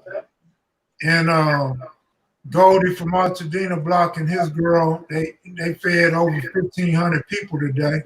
Mm. And then this is my partner, this is my co-host, Loco. Hey, Loco. How you doing, my brother? All right, hanging in there, man. Rolling with the punches. Pleased to meet you, man. Man, you know you're a legend out here in Texas too, big homie. Right on, man. I can't wait to come out there. Already. Mm-hmm. Yeah. What's going on out there right now, man? Everything all right? Yeah, everything's straight, man. We just trying to get over this virus thing, man. That's all. Right. Yeah. Put us on hold for a minute. Yes, sir. Yeah, but you know, it don't stop nothing though. Right. It give us a chance to get everything together. You know, at pit stop. That's all. Yes, indeed. Hey man, when I heard your voice on my voicemail, man, it felt so good to hear your voice today. Always you. The picture is dark. Okay, yeah. Let me see. Okay. What happened to Nino? To who? Nino, bounty hunter. What you mean what happened to him? Where he at? He ain't on this platform. Oh, I must be looking at something else. Yeah, you looking at probably Infomines or Alonzo or something. Oh, okay. Yeah. What was that, Big Lou? Was that what we was watching? Okay, here we go. Yeah, they say you joined the Marines, Pookie. I'm a vet in the streets, man. You know that. That's we got our own Navy SEAL from the West Side. Yes, sir. You taught me that well. Yeah. Oh, cool. So everything been good during this pandemic? I'm straight, man. Ain't nothing but a pit stop, man. Give us some time to, you know, get with the Constitution, man, and get it right. You know, everything's straight. Yeah, everything is straight. It ain't stopped nothing. Give everybody a chance to wake up. It's like hitting the reset button for me. Yes, that's it. And You know, do you know anybody that caught the virus? nope. Do you believe there's a conspiracy behind this virus? Well, I think it's man-made, you know, just like the AIDS and everything else. You know, conspiracy of genocide. That's all it is. They talking about it's hitting us the worst because we are socially at the bottom of the pole, you know, so it's conspiracy of genocide with me. Right. Give us some time, a chance to wake up, man. Our people, man, stop this black on black crime, man, and come together, you know. Everybody trying to be tough, but we steadily dying. Mm-hmm. You know. Yeah, I know the pollution been down, man. It's so lovely in the air everywhere. Yeah. That's what they say. The water look cleaner. Yeah, everything's cool now, you know. I don't know when it start back up, you know, everybody gonna be wild, but we got a chance to make it right though. No, we definitely got a chance to make it right. Just give us some time to think and strategize how to make things right. Right. One thing we need to do collectively is get rid of some of these dudes that's oversaturating the gang culture on social media. Like who, for instance? Well, I'm not gonna name no individual names, but it's a lot of people that don't have names like a Barefoot Pookie, Cute, or some of the other big names. You got a lot of guys that's coming out speaking on Raymond Washington, the East Side and the West Side, that, from my understanding, never even gangbang. No, don't even know nothing about it. It's what they done heard. Yeah. Not what they experienced. They have no empirical knowledge about none of this, you know. Right. Half of them are under the age of our own kids. Right. And people, civilians, some guys from other states, they don't even realize that when you ingrained, when you deep in this gang shit, that you experience things and talk about things that haven't even been public. Right. So, you know, they trying to portray that they a gang member or know the gang stuff, but a lot of things that you do in the street, or I did in the street, or Loco did in the street, you go home and you don't even talk about it. No. Just because you're a brother or a sister, that don't mean you know what was going on in the street. Right. But they portray this image like they know everything that was going on, and that's just totally false. Only a real participant understands that. That's right. Empirical knowledge. Yeah. You know, and that's what we're dealing with. You know, this thing goes to generations. You know, like we the first generation. You know, you guys are the second and third generation. You know, so we that's how we go by it. You know, I think it's we live and die in LA. LA is a mega street gang warfare, not Chicago, not Detroit, but LA. You know, so it's strange that a first generation, we came out of the civil rights movement, you know, and it seemed like 1969, Raymond Washington started the Crips. In 1968, they killed our leader. But have you noticed when they killed Raymond in 1979, everything went. Oh, 79, you're right. 79, right, 79. Everything went afloat. Our leader's gone. We have no more leadership now. You know, the majority of us is lost, either in the penitentiary or dead. You know. Hey, you know, I've been having this problem the last few days. People that tune in to kevmacvideos and some of these other platforms, when you say things like you said about street gang warfare, or I say certain things like a single largest gang, people don't understand what we be trying to say. They don't understand that we are conscious of the words that we choose to say. So what I want you to do right now, Pookie, is explain what you meant by LA being the mecca of street gang warfare when you mentioned specifically that it wasn't Chicago or Detroit. Well, my theory is this here. Well, my understanding is this here, that we migrated from the East, you know, doing the great migration of the blacks from the South, you know, into Los Angeles, which is then was called the City of Angels. And then once we had gotten here and Martin Luther King and the Civil Rights Movement was going on and everything, you know, all the jobs, the good schooling, they started to segregate us. And therefore we started tribalism. Everything turned into tribalism then. We went back to our heritage, our roots, you know, so we came together. They want to say that we came out the Black Panthers, you know. They never mentioned the US organization, you know, which teaches our heritage, you know, because in the 60s, us being the first generation, we was into the US organization, then it came into the Black Panthers and all this for our people. Say it loud, I'm black and I'm proud. But once they killed, the whole theory is to kill the leaders. And they've been doing it ever since, locking us up, the conspiracy of these genocides that they have against us, locking us up, killing us, and same thing it is back then, it's the same thing it is now, but it had gotten worse in the 70s, and that's when everything became, it was a phenomenon of youth.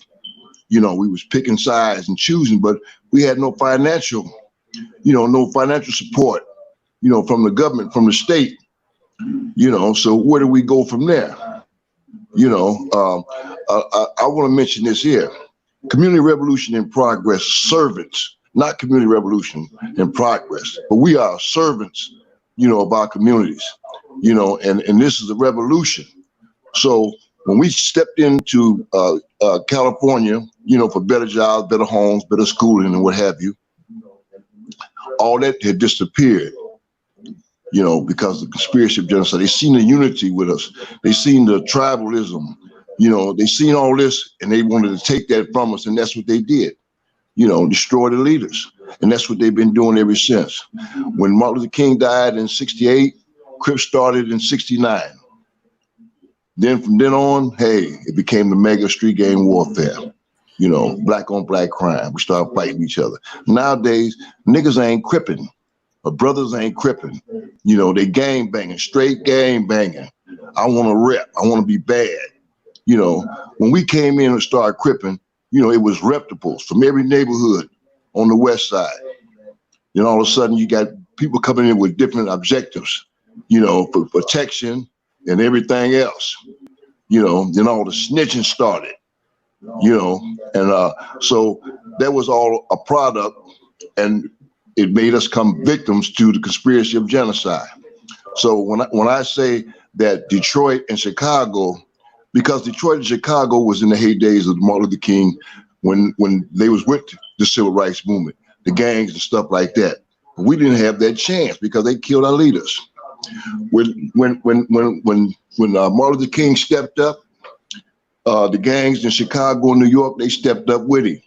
But when they killed Martin Luther King, the next year later they started the Crips. So that's what I mean by the mega street gang warfare. That's what this is. Now it's done went to Crippin, from Crippin to gang banging. No leadership. Everybody want to be tough. Everybody want to get a rep. So that's where you got all this stuff. People coming, what they done heard, not what they didn't experience, what they done heard. Trying to get a rep, Right. Trying to be somebody that they're not. And they forget all about the civil rights movement, what black stands for, and the unity. But if they was gang banging in Chicago in the 50s and 60s, what makes LA the mecca of the warfare? Well, it was a phenomenon. But for one thing, we were a baby boom generation, Right. the 50s and the 60s, huge. We used to mob through the streets in hundreds. We used to go fight other gangs, other neighborhoods. We used to protect our neighborhood. Community revolution in progress servants, we protect our families, our hoods, and everything. Now, it ain't all about that. You got Crip killers, you got blood killers. It's a disgrace now. Everybody want to be tough, and they don't want to be tough fighting. They want to be tough killing each other. Right. They all fucked up. Excuse my language. Right. So really, let me see if I'm getting it right, Pookie. So it was the phenomenon, it was the notoriety, and people wanted to emulate the Crips and Bloods is what makes the mecca. Is that what you're saying?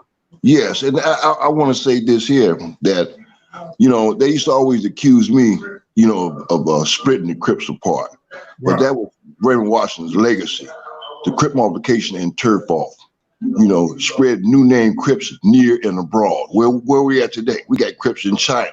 You know what I'm saying? But one thing that we're missing is the Crip Constitution and protocol from the top to the bottom. Structure. We missing that. Everybody want to be tough. Martin Luther King said one thing. We're going to the promised land. I may not get there with you, but the only thing that's going to mess us up, self-pride. What happened to the people pride, black pride, It's all gone now because niggas want to be tough. Right. I absolutely agree with that. Pookie, the leadership within the Crips and the Constitution, whatever the structure, when do you feel like the structure began to crumble? Because you guys broke off in the sets in '72. So when do you think the structure began to crumble?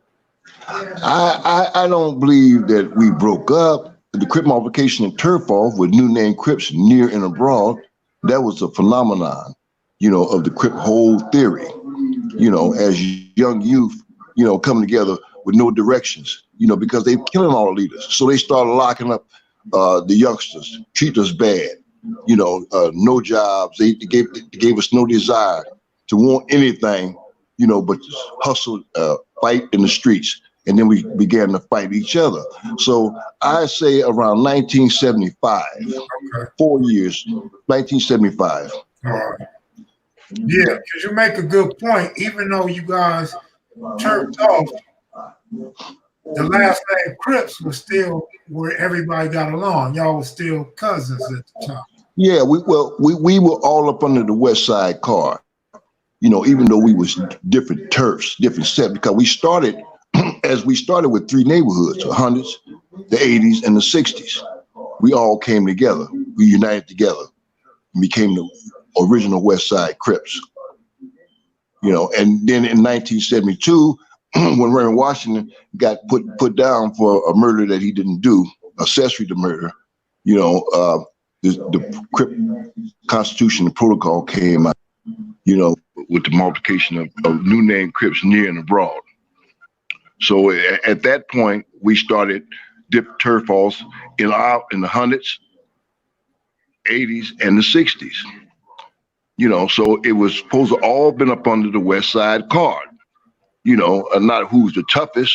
We back in the earlier days, we used to always say, West Side is the best side, but there's no West without the East. So that was just a little bit. We made it up though, but when you come out, most all the bullies and things, they die shortly, in life, and that was a thing. I mean, the structure of love and unity, it all went down. So in 1975, the A-Trade gangsters, I hate to say that they both were involved, to initiate the Crip killing. You know what I'm saying? Because they didn't want to fight. Because you had the original A-Trade gangsters was original West Side Crips. That took them down in the Palladium murder in 1972. That took the whole original, which was my homeboy, my OGs, And in 1972, that took Raymond also. But with the Crip Constitutional Protocol, with new name Crips multiplication, it put us all up under the West Side card. But then you got guys that come up that want to be tough, and they want to kill each other. They wouldn't fight, and that's when it all started. So we lost all our structure. We lost all our morals, principles and all of that. It's all about who's the toughest, who can kill the most Crips, who can kill each other. That's what it was all about. And that's what it's all about now. And you go to different states and they doing the same thing. Hey, I got a question. I'd ask Monster Cody. You're breaking up a little bit, Kev Mac. Oh, you can't hear me? Hey, can you turn it down a little bit, Big Luke? Oh, okay. Oh, you got. Can you turn it down a little bit? Oh, yeah. But you got the TV on? No, I can't hear you because you got the TV on in the other room. Okay, got you. We love Kev Mac in this house. That's what's up. So look, Pookie, I got a question. Like, I can't hear you, Kev Mac. You can't hear me? You might have to sign out and come back in. I can't hear you. Can you hear me? Can you hear me? I can hear you, but it's not loud as it was. Kev Mac said, go out and come back in if you will, go out and come back in, and maybe it'll improve the volume. Go out the room. No, Yeah, go out the room and come back no, in. not the room. No, not your room, not your room. At the podcast. Tap out of the podcast and come You should back go out in. the podcast and come back in. Yeah, or maybe turn the volume up. What if you turn the volume? Check the volume on the side of your phone. Okay. There you go. You hear us now? Can you hear us now, Pookie? Wait a minute, hold on. There you go. Okay. What about now? Yeah, I hear you good. Can you hear us? I know, but I can't hear you that good though. Okay. Something's happening there. Okay, I'm gonna kick you out. Just come back in. Click the link back in. Okay. Man, that's crazy how they got everybody paying all this money for Wi-Fi and we have problems. Well, I hate that. I would hate that shit, my nigga. Oh hell no. And I paid money. I paid big homie. Man, why I always get on here with Loco on here, man? Because that's my co-host. What's up, homie? Oh my bad. That's your co-host. It ain't like he got no cowboy shit on. Oh, I can't help it, man. Shit. Yeah. I ain't got nothing but a black. I got a black thermal on, man. That's your norm.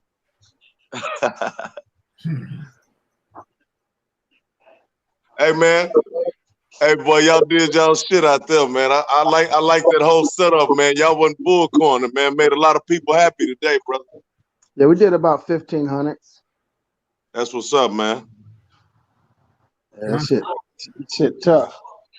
Look how you just woke up. I'm so tired, nigga. I ain't even went to sleep. Wait till you run them 4 laps. I mean, come on, man. I heard he was checking me out on different people's videos, how I was moving and shit, man. Come on, man. Brock, you was moving kind of good today, too. Yeah, I heard rumors, man. People was watching me move and shit, you know. I know they're taking cameras, sending you pictures and shit, homie. No, I was on the podcast when you was out there. Well, I'm just saying, so you didn't say that. I was checking you out, man. Hey, I seen a few steps you made, man. I don't think you can mess with me, Rocchead. Oh, that's how you feel? That's how you feel? I don't think you ready, big homie. I'm ready. Hey, Goldie say he wants some of that too, man. I tried to talk him out of. Goldie say he want to look at you. Yeah, they appreciate it. What was that? Rocchead just woke up. Hey, man, why you checking for me? Because you can't hear it. I hear a little dude. Oh, I mean, Come on, man. What are you talking about, man? You said, so you assuming you been spying on me and shit, sending spies and shit. I know you didn't send a homeboy off to Dina because he was being bossed around by his girl all night. he said you was gonna get him too. That must be what he's talking about. Man, hey, she said jump. He said how many highs? I said, damn, I ain't never seen you move like that. She questioned something. He looked at me, Rock. I said, nigga, I'm not in there. That's you and her. I didn't know you had a boss. Oh, she gave my little homie a couple of bad looks. And he got in line. Shit, I said, okay, that's what a strong woman do to a strong man, huh? I guess so, man. They she make them a power couple. They're a power couple, but I saw something else in my homie though. All right. He said he was gonna come get on him. He might be a little scared, you know. He warned us. Because Heavenly wasn't no joke. She raised her voice on me twice. I know you didn't go for that. Oh, you know I didn't go. I just told you better go over there with him. Okay, crazy. It was good seeing Killer and putting Killer to work. Hey, Killer said, I can't do that. I can't do nothing right now. I'm giving out these goodies to these people, man. I said, okay, Killer. That's good. It was good seeing. It was good seeing Killer. It was good seeing a lot of people, different organ. I had about 5 different organizations show up. Mark Bowley, Huh? El Cinco, good looking out. Yeah, that's cool, man. 5 different organizations show up, you know, and everybody played their role, man. They say she just tried to check your temperature. That's all, Rocchead. Oh, that's all she was doing. Now with the way she was looking, boy, because she looked at my homie for a second. I had to look at him and say, "You all right, Goldie?" You know, I'm good, man. I'm good. I said, "You sure?" You know, yeah. Hey, don't believe the hype with Goldie, y'all. He ain't the boss. What's up, Pookie? They gave you Okay. headphones? Yeah, straight now. I got my earphones on. Okay, you can hear it nice Who and that? Who that little Hey, dude? hey. What's up with you, man? What's up, homie? Just hanging in there. Yeah. I ain't heard your voice, seen you in a long time, Barefoot. I know it. Last time I saw you was in Long Beach. Yeah. Mm-hmm. Everything been good? Yeah, pretty much, man. Just rolling with the punches, you know.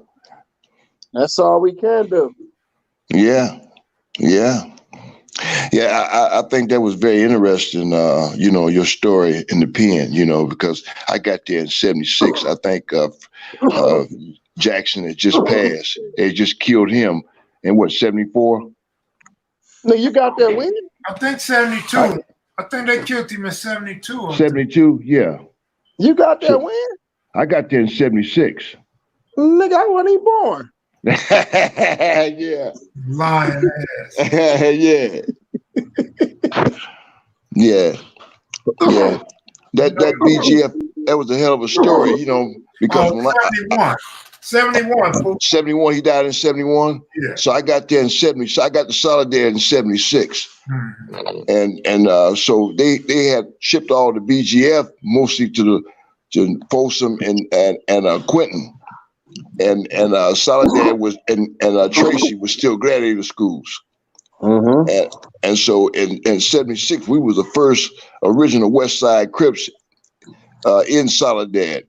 And they also had Crips in Tracy, you know. So we was basically, you know, the gladiator schools, you know, preparing us for Quentin and Folsom.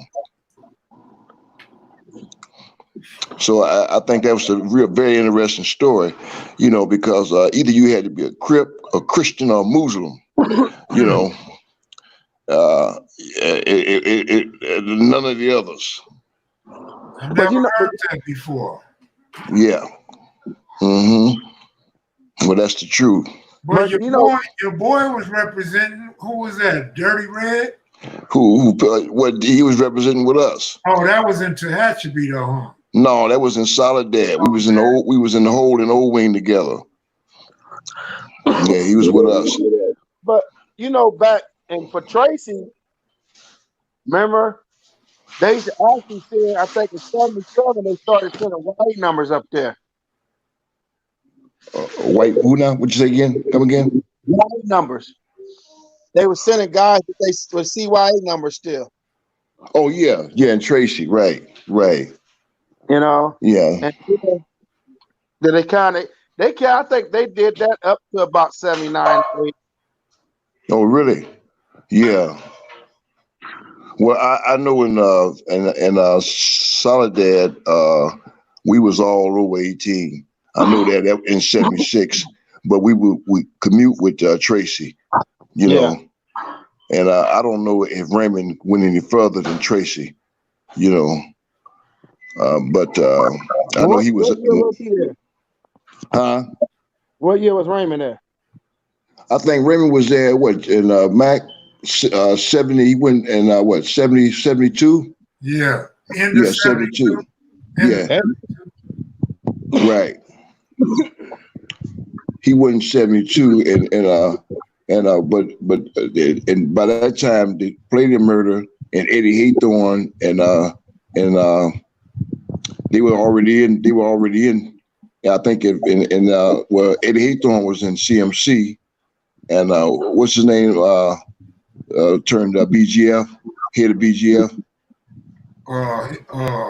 Bunchy Carter's brother, right? Yeah, Bunchy Carter's brother. Yeah, they got busted with Eddie Haythorne. Yeah. Mm-hmm. Hey, yeah. He's Eddie Haythorne is the forgotten man in Crip history.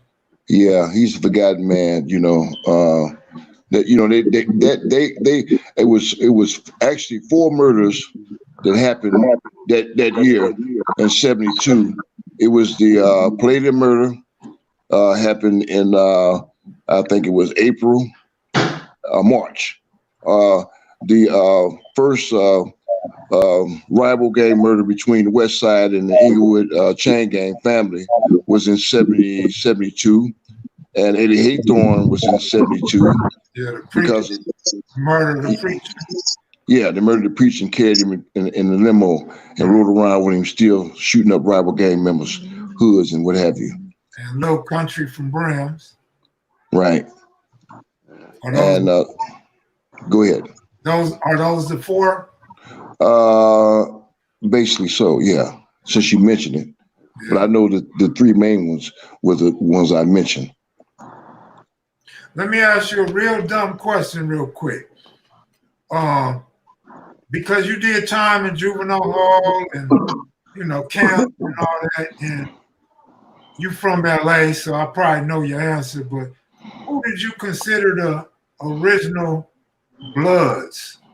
The Pyrus or the Brims? Brims. The Brims. Yeah, because we was in Central before we went to LP. And so that's where they sent all the Brims at. Matter of fact, I was 14 years old, so they had me in M&N. You know, that's where your first timers, and it's full of Brims. Good information, man. And Pookie, yeah. I never told you this. I tell other people this, but I never told you. You got an impeccable memory, bro. Yes. You remember a lot of names, first and last, and areas, and you remember all the participants. Rocchead, cover your mouth. And I want to tell you, man, I want to commend you on your memory, man. I admire your memory. Well, thank you, my brother. Thank you. So how long you stayed in, Pookie? I did 2.5, the first one. I went in 76, and I got out in 79. From Solidary? No, I transferred it to Tehachapi. Oh, okay. Yeah.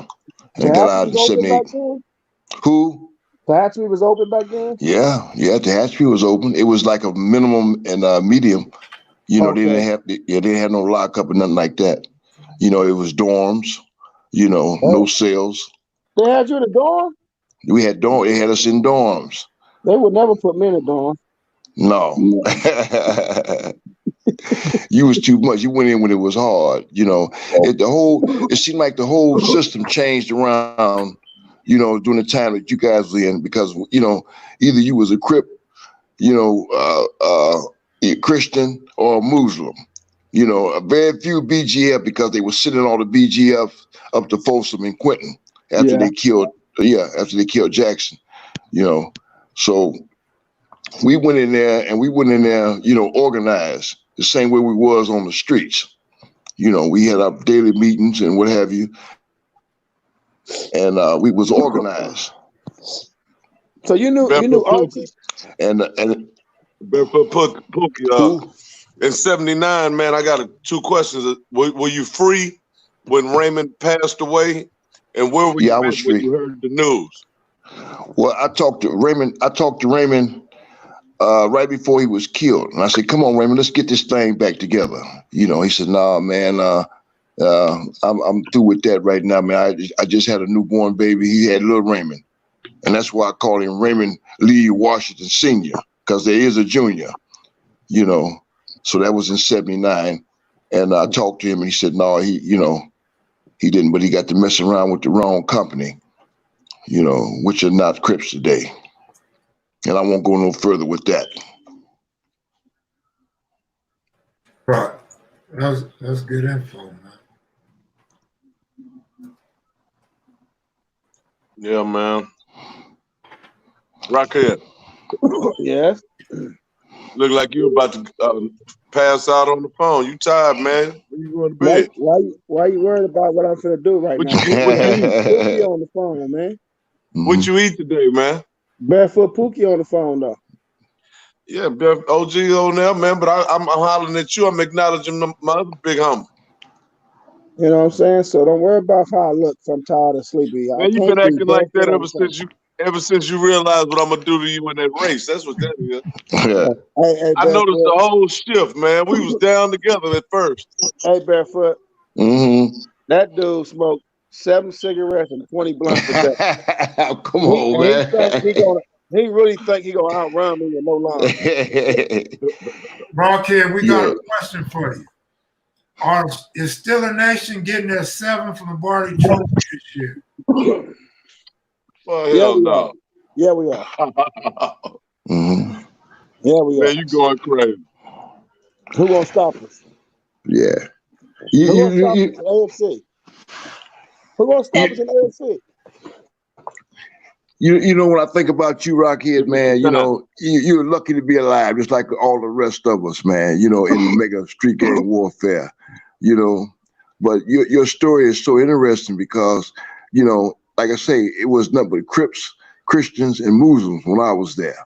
You know, then they started that Blue Note stuff and you know, all that CCO and all that. You know, you must have had to really, you know, had to have 10 toes to the ground, you know, and that was real interesting to me. No, Barefoot. What really messed me up was my experience in Tracy. Mm-hmm. And I got to Tracy probably, I think about 78 from YTS. And I was there. It was a lot of BJFs. So there's a lot of BJFs on the yard. 79. Most of them was in the hole, but they still have some on the yard. You had the Vanguards. That's where the Vanguards was kind of pushing strong. But there was no real, you know what I'm saying? Like Archie, I'm not sure, was it Archie Manny, Archie Moore, original Archie from out the east side? Black Archie. He was 77, 78. I think he was off the west side. West side? I think so. And he probably in his 60s somewhere. Oh, Archie Crump. Archie Crump. No. Archie Crump. You know it might be. Archie Crump. Hundreds, right? Yeah, Archie out there. Huh? Where you from? Archie Crump, he was a smack original West Side, and then they turned block. Okay. Like him. I was in J wing, he was in the other wing. And he was the only thing that was really solid because he was always talking about bringing the young homies together. And at that time, you had wide numbers mixed in with kids like me. You get what I'm saying? Yeah. And we didn't have really no guidance. And I got thrown in the wolves with that racial shit. You know, when a guard hit the rail and the guard say charge, the door open, you see whites and Mexicans charging the blacks. I get caught up in that. And then when I'm a youngster and we go in the shower and you got some rips and some other brothers in the shower, I said, we're gonna go upstairs and knock these dudes down. Just me and another young homie, Funky from Long Beach. We the only one going upstairs while the older niggas still in the shower.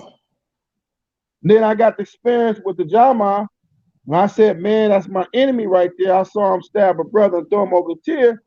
I'm finna get him. They said, nah, we have a truce. And I got him anyway. Then they tried to get me. Right. That fucked me up because I didn't have anyone I could go to. Baby Rock and Ajax was Vanguard. And with Baby Rock and Ajax, they sitting tight They said, "Oh, we can't help you because we have the paperwork, but if you really need us, we'll step up." That was from Baby Rock and Ajax movie. And I told them, "No, y'all in the paperwork. I know how to handle me." So I really had no guidance. So I just told myself, I'm just gonna dig in and I'm gonna be battling everybody. And I think in doing that, I just went crazy. Right. And the more crazier I did, and the more crazier my response were to anything and everything. And then you got older guys who's supposed to be teachers, your educators, you in Palm Hall and Chino, and the BGF say, "Hey man, there's a quiet period." What you mean there's a quiet period? Your OG homie said, "I said, hold it, man. Put us under your You get what I'm saying?" Yeah. So they try to make a move on me, and I hit them. Come on. I told the little other homies, we talking 24 hours just to antagonize their ass. Attitude, because I didn't have no real guidance, to be honest. I think I'm very fortunate to be alive because the attitude I had was so fucked up, but it actually saved me. Every time I got into a situation, I never panicked.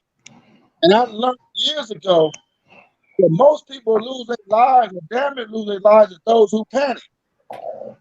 I've never panicked before in my life. I just took it. And I responded the way I needed to respond. So you came at me, I responded with just as much of the violence as you came against me. So that's always been me. It's now when I talk to people, are you too emotional? I'm not about emotion. I'm just passionate about what I am. You know what I'm saying? I don't claim, I've never claimed to be the baddest motherfucker out there, but I know to get this ass, you gotta bring some. You know what I'm saying? I learned that long time ago. And so when I spoke on CCO, when I spoke on all the other things, I'm really trying to educate the youngsters into a world that I forced myself to be in at a time that people today, if they backtrack, would not support at all.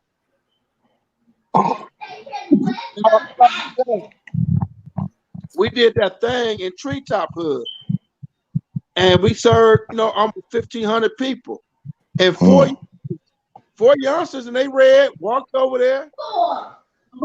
They talked to a couple people. They wanted to me. They came to me. We talked, and what they said after I spoke to them, we love what you're doing, and anytime you'll do something else, let's exchange numbers, and we'll make sure all the black folks are here. There was a lot, but the way we talk to one another and the way I educate them, I've actually helped them mentally to understand a bigger picture, and they actually helped me by showing a real form of respect, no matter who I was and where I was from. You get what I'm saying? Yeah. We never had that. In Solidary, y'all had that. Y'all had James Miller. I mean, you guys was 5 to 8 years older than us, and y'all always had this right here. You see what I'm saying? Right. A little bit over my generation and a little bit under my generation, we didn't have any of that. All we had was, nigga, what's happening? Nigga, where you from? Nigga, come under my wing. Or if someone didn't know you, you got to prove yourself. You get what I'm saying? Right. They change. It's like when I tell people in YTS, I used to see guys come in 76, 77, and the first thing the guys older than me would say, "You vice-centennial ass nigga." I said, "Well, why would you disrespect the homie? Man, fuck that vice-centennial ass nigga. He just started." It started in my mind as a very young age that if Rippin was meant to stop when it started, none of us would be here. No. So why would you disrespect this cat because he come to YTS in 77, said it's where he from? And then it spilled over because that guy who came in 76, 77, that was disrespected and forced to prove himself to his older homies and other older homies. He ended up doing 5 to 7 years. He get out in 82. 82. Now guess what he's doing? He's talking down and bullying. I'm your motherfucking OG to his young homies in 82, 83. The same way he was taught.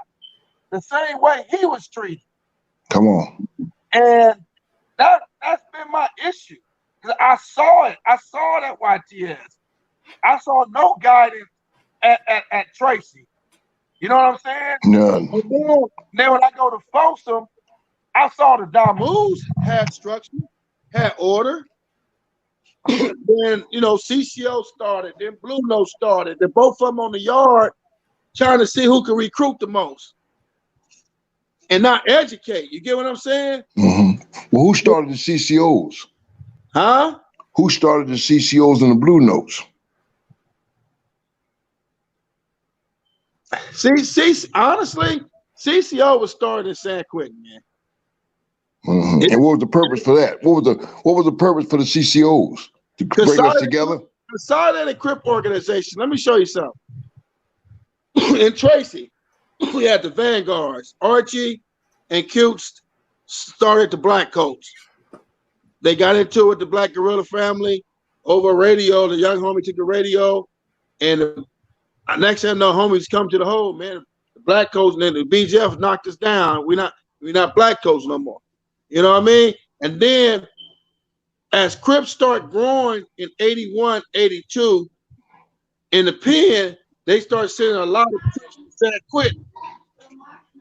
81, 82. So they had what they call the C machine.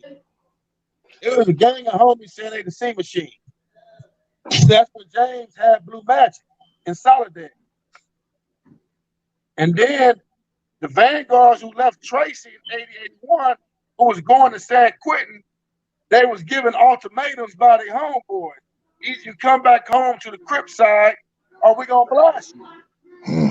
Some stayed Vanguards until right now today. And some stepped back and a lot got blasted by their own home. So from my understanding, Blue Magic and the C Machine came together.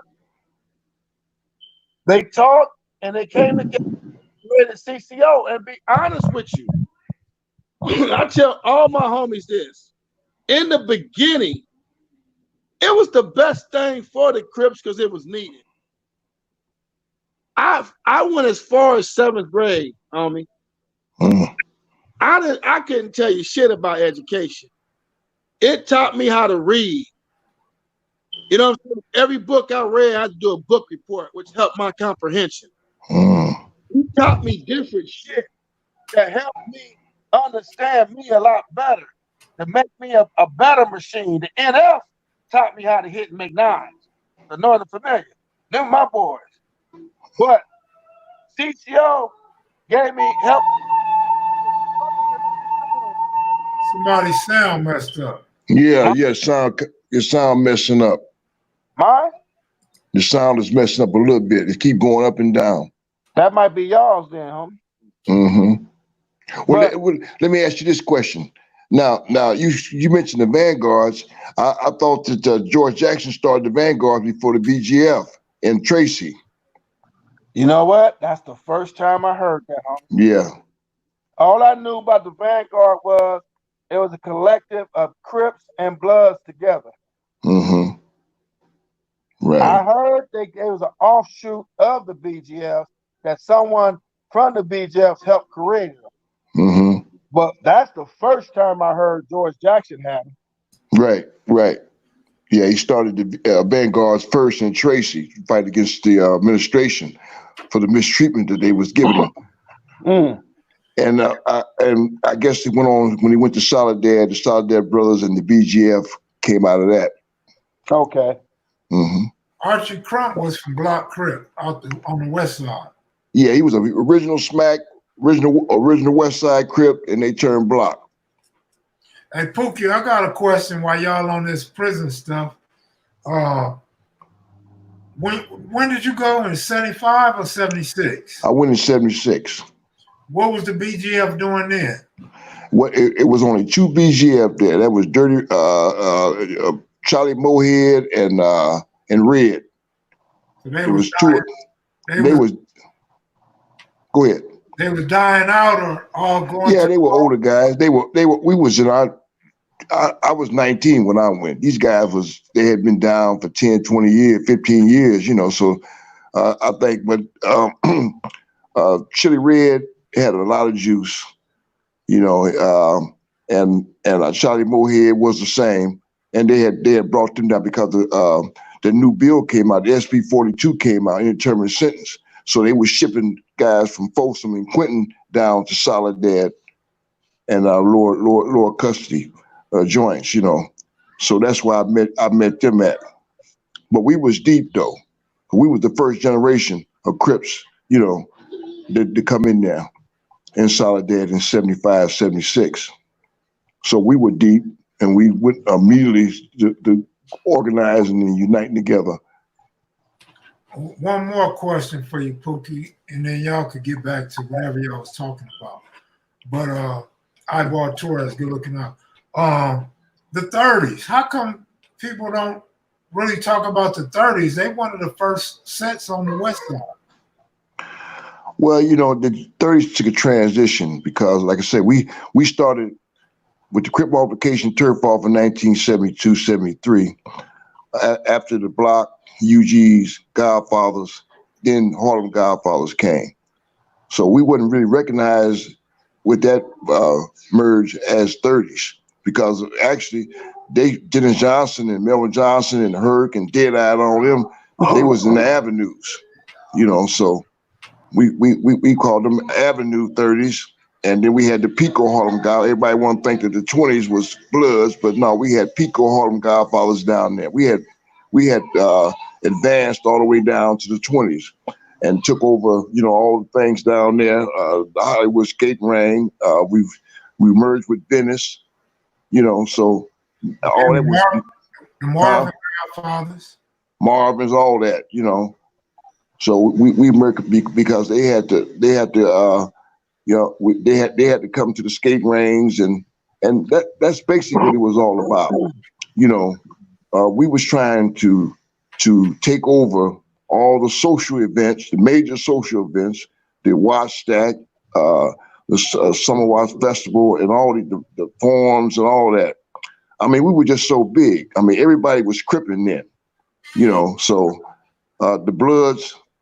Until they really the ones that came out doing the killing, the shooting, because they couldn't handle us toe to toe, you know, because there was too many of us, you know, and that put fear in their hearts, and they came out with the gun. When you get scared, you either go to church or you start killing, you know. Do you remember Joe Bolton?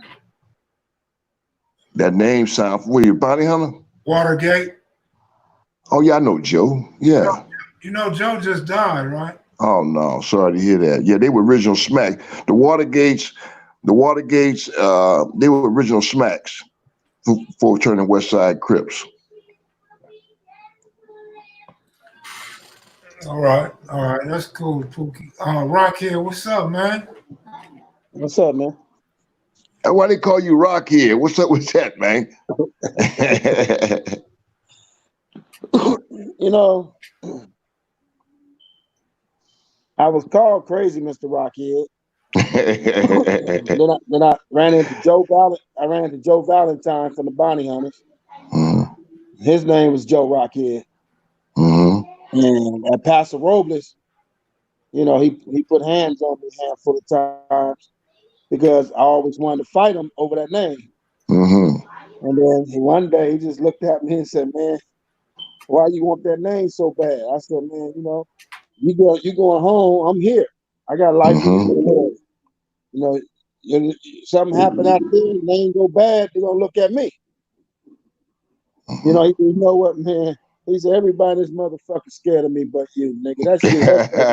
He said, that's your name, man. You Joe Rocchead, I'm Joe Valentine. Yeah. That's how I got it. Yeah. Ain't that something? I remember Valentine. I remember Joe Valentine. I remember him in. He was a monster. Yeah, I remember him. I remember him in Central Juvenile Hall. He was a monster. Yeah, of course he wasn't claiming bounty hunters. You know, we had Big Belgium in there. He was about the biggest thing in there. You remember Big Belgium from bounty hunters? I remember the name. I hear people talk about him a lot. Yeah, Big Belgium, man, he was a monster, just as your boy is, you know. You know, that's what I like about talking to Crips and Bloods, because you can find out who the Crips respected. And you guys always bring up Belgium, but when I talk to Damouz, he go untalked about. Whoa, that's heavy. Yeah. Big Belgium was a hog. You know, Big Belgium reminds me of AC a lot, you know, as far as being Bloods, you know, because he was a reputable and he'd fight for his. You know, I admire brothers like Rocchead, you know, because you should be dead now, just like me. You know, and I admire your story, man, you know, because doing time ain't no joke. And you had a life sitting, so you had to deal with it. You had to deal with the administration, you know, and with the people around you, you know. So, and you still living. Rocchead got an amazing story. What I always tell people, Rocchead speaks with passion. That's why you could feel his story so much. Yeah. You know, Yes, sir. I like the way he presented that, always sitting in Oaks Park. Yeah. That was awesome. That was awesome. It touched me, you know, to just even think about being in the penitentiary, being away from your home, you know, being away from the streets, you know, having to survive. You don't know, because when I was in Solidad, they put us over on the 2 yard, on the disciplinary yard, and we had to walk out with newspapers and magazines in our back and our stomachs, you know, just in case that the Mexicans or the white boys want to try to hit us, you know. So for protection, you know, armor, you know. Pookie? Huh? Pookie, no, I don't do that. Yeah. Well, it was different. It was different right then. It was different back then. I mean, you know, it was like an armored vest. I know. Yeah. I know exactly why I was there. I just couldn't do it. Yeah, I wanted to go out there. We wanted to go out there too. We had to go, just like you had to go. You know, but the thing of it is, we wanted to protect ourselves, and knowing that we was going, we was ready. Yeah, I was careless then. I didn't. Man, please. Rocchead was more of a renegade. Yeah. You know what, Till, somebody asked me about Chico Bell, and I put y'all in the same category. You know, they had locked Chico Bell up, and they put him on the 2 yard from the 1 yard, disciplinary yard, number 2 yard. And his own boys turned against him. Back then they had the springs in the bed, and they whooped him with a spring, with springs, you know. And then afterwards they got into it. It was a big war over in the East Wing, you know, with the Mexicans. And somebody wanted, I think it was PP. PP wanted to talk about it. And Chico Bell said, no, we finna ride right now, you know, right now. So y'all got that, you know, you mind me the same people, you know. There wasn't nothing to talk about. We got to do what we got to do. No. Go do it. Just go do it. You got a message for Rocchead. What's that? Joe Rocchead, I salute you for all you're doing in the community. I just heard some nonsense coming out your mouth about me. I am heavenly, and I'm sweet all the time. But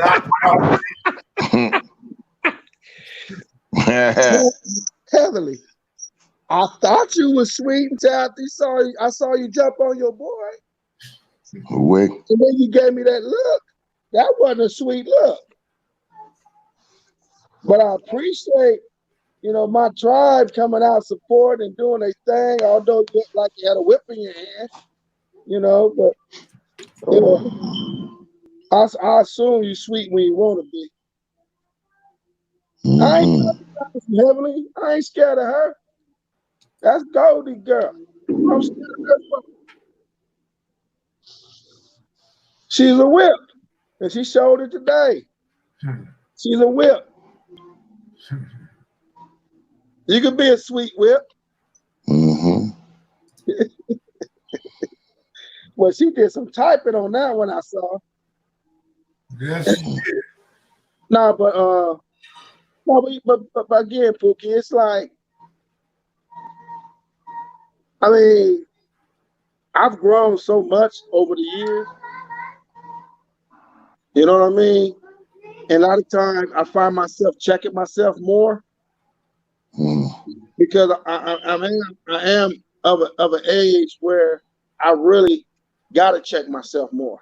You know what I'm saying? And it just, I mean, it just sometimes when you naturally who you are, it just you respond to nonsense when you know it's nonsense. And I know I shouldn't sometimes. Like I tell Kev Mac all the time, you know, I fight every day to better me. You know what I mean? And my emotions, my temper. And even when we talked that day at the upstairs at USC, you know what I mean? When I got up there and spoke, you know, and just nonsense is nonsense. I'm not. I didn't bring myself up to deal with nonsense with finesse. You know what I mean? Anything I could say in front of, behind anyone's back, I could say it in their face. You know what I mean? And that's always been my strength. Like even with sometimes that could be your worst enemy too. You know what I'm saying? I understand that. I'm told that a lot. Like even when me and Monster, and before I even got started, I asked Monster Cody, hey, you know what, man? I told Kev Mac this. You know, only thing I didn't agree with, you know, on your book, you know, you said A, B, and C, and it wasn't like that. He said, no, Rock, and he explained it to me and broke it down, and we had an understanding. You get what I'm saying? And again, now if I'd have said to Kev Mac and couldn't have said to him on live or whatever, and then who am I? I take myself as a higher level of example, wrong, right, or indifferent. I hold myself accountable.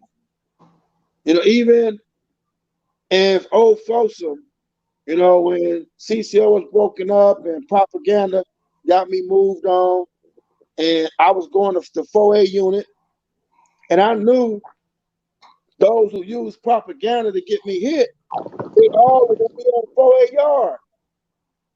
You know, 30 or 40 killers. But I still went to that yard, knowing I probably wasn't going to come off that yard. You get what I'm saying? I'm just not made and never been made like that. You know what I mean? When I was on the yard, you know, it was a 35, 36, you know, in me. And I had to go to that yard. And because I went to that yard and stood up for mine, and I was mentally and physically ready to do and whatever happened, you know, the head dude and his people walked to me and I walked to them. And they said they didn't want me like that. And we cool until I get my people on my yard. They gave me that mutual respect. Them are facts. So I've never, again, it could have became my worst enemy, but I've never backed down. And sometimes that could be your worst enemy. But I've learned by me being me, people respect me a lot more. People may fear me, but I only do it for my benefit. My benefit is I'm a man. And if I'm claiming something, I'm representing something. When I step out there, I can't say, oh shit, I'm by myself. I'm gonna wait. I gotta do what I do. I'm gonna come there and be ready. And take the consequences. Like I tell these gang members out here. There's consequences to gang banging. If you out there gang banging, there's consequences. Now you out there and you're this innocent person, you're not banging, you change your life, you got your kid with your somebody, someone come and do something, and then I can feel that. But I can't feel when a gangbanger out there shooting somebody and someone turns around and shoot him and kill him. I have no feeling for that. I don't care who it is. If my little brother banging and he out there popping people and someone turn around and pop him, I have no feeling because there's consequences. Pookie? Yeah. Live by the gun, you die. When the lifestyle you choose, there's consequences. Oh, and yeah. I've always lived by that. Wrong, right, or indifferent. I've lived by that.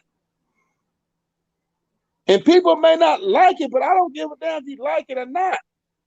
But that's my truth. You know what, Rocchead? You know, for me, I look back when I was a youngster, you know, coming up in the civil rights movement, you know, coming up when, you know, say it loud, I'm black and I'm proud. When we had more unity and everything, you know. And to me, what you're saying is the same life that I live and the same life all of us live, you know. But the thing of it is my understanding is real messed up because with the way things are today, with the black on black crime, you know, and the conspiracy of genocide, they locking us up. You know, the whole theory of this whole thing with us, you know, baby boom era generation, you know, is that they were going to lock us up, get rid of the same process they did with our leaders. You know, they're going to lock us up or they either going to kill us.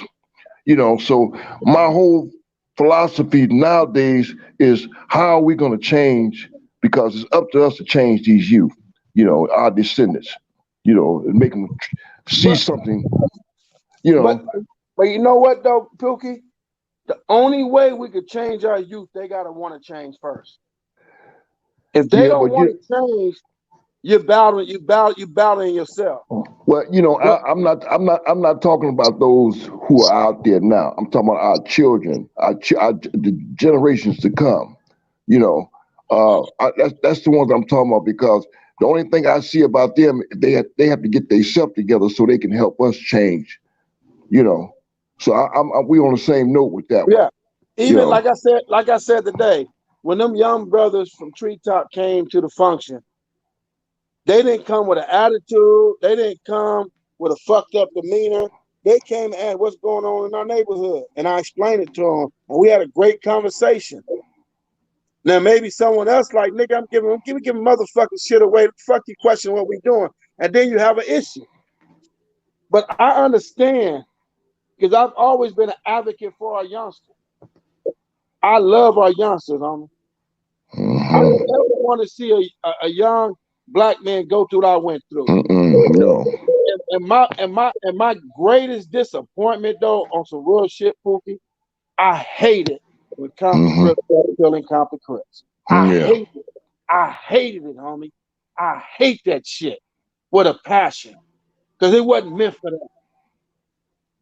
It wasn't meant for that, homie. Not at all. You know when I look at the first death that happened between when Michael Harrison killed Buddha, you know, and when I look at that began Crip on Crip killing, 1972, you know, and when I look at that, I look at the same symptom of what's going on right now today, you know. Bullies don't last long, you know. But when you think you're tough, you know, and you got to go against the grain and kill your own, that's who's be out there striving with to make things better, you know, things gonna go misdirected, And that's what happened. And that's what's going on now. And then you got the conspiracy of genocide with the drugs, man. When they put that crack in the streets, that was it, man. You got the same generation. You got the same generation. See, but Pookie, even then. Cut me out. Go ahead. You know, even then, I spoke about, remember Cannabinol? Mm-hmm. They brought Cannabinol. Then they brought the angel dust. Then they brought the water. Then they brought freebase and crack cocaine. They've always tried to destroy us. They've always tried to get us to destroy ourselves through substance abuse.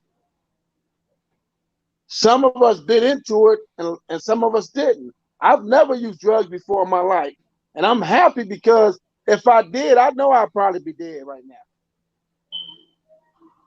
By not being an alcoholic, by not being a drug abuser, it gave me enough sense, enough survival instincts. Because when it's like people who always question what Jim Brown said about OJ. You know, so he said OJ did. No, he did not say OJ did it.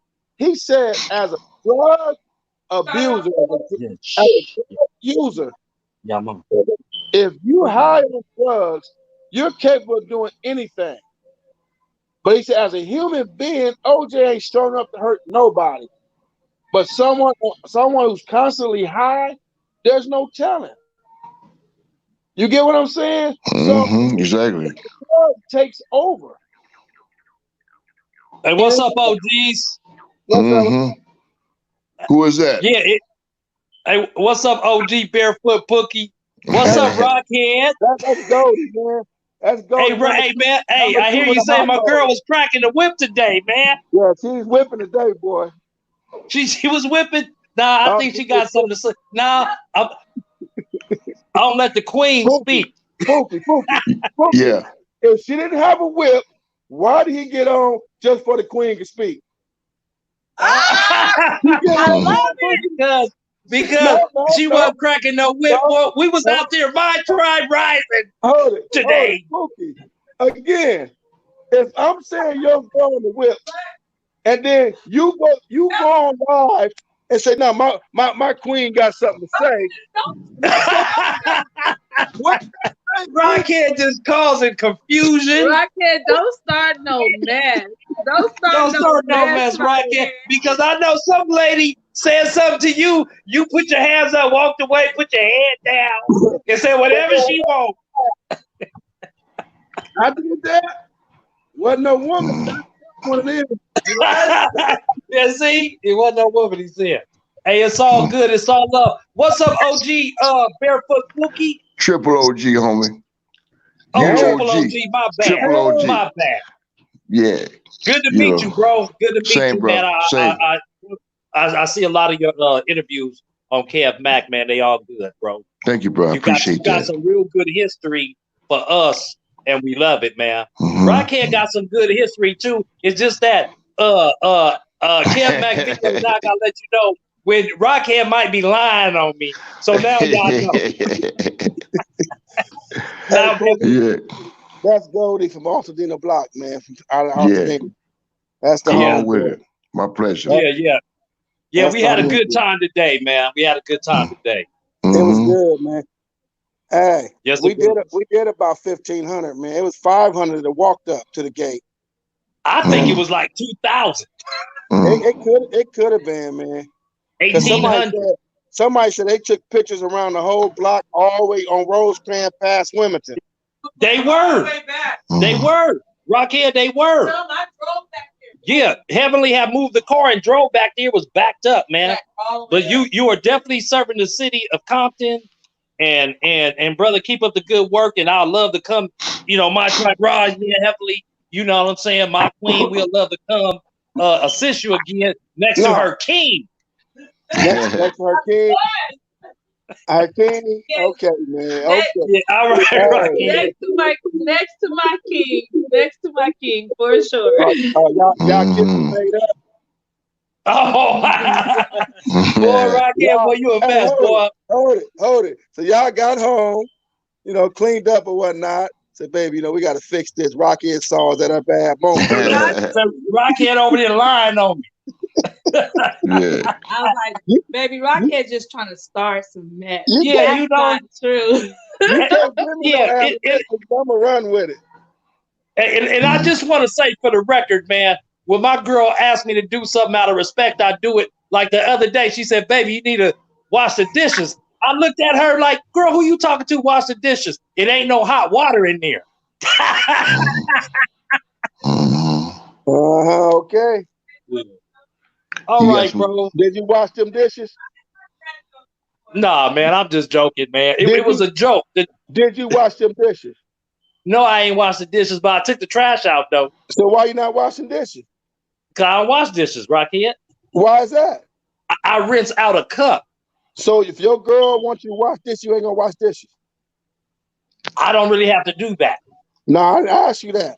If your girl asks you to wash dishes, are you gonna wash dishes? Oh, well, yeah, if she asked me to, I probably would, but that's not something I necessarily have to do. Probably. Hey, Kev Mac. Don't fall for Rocchead trying to start some mess.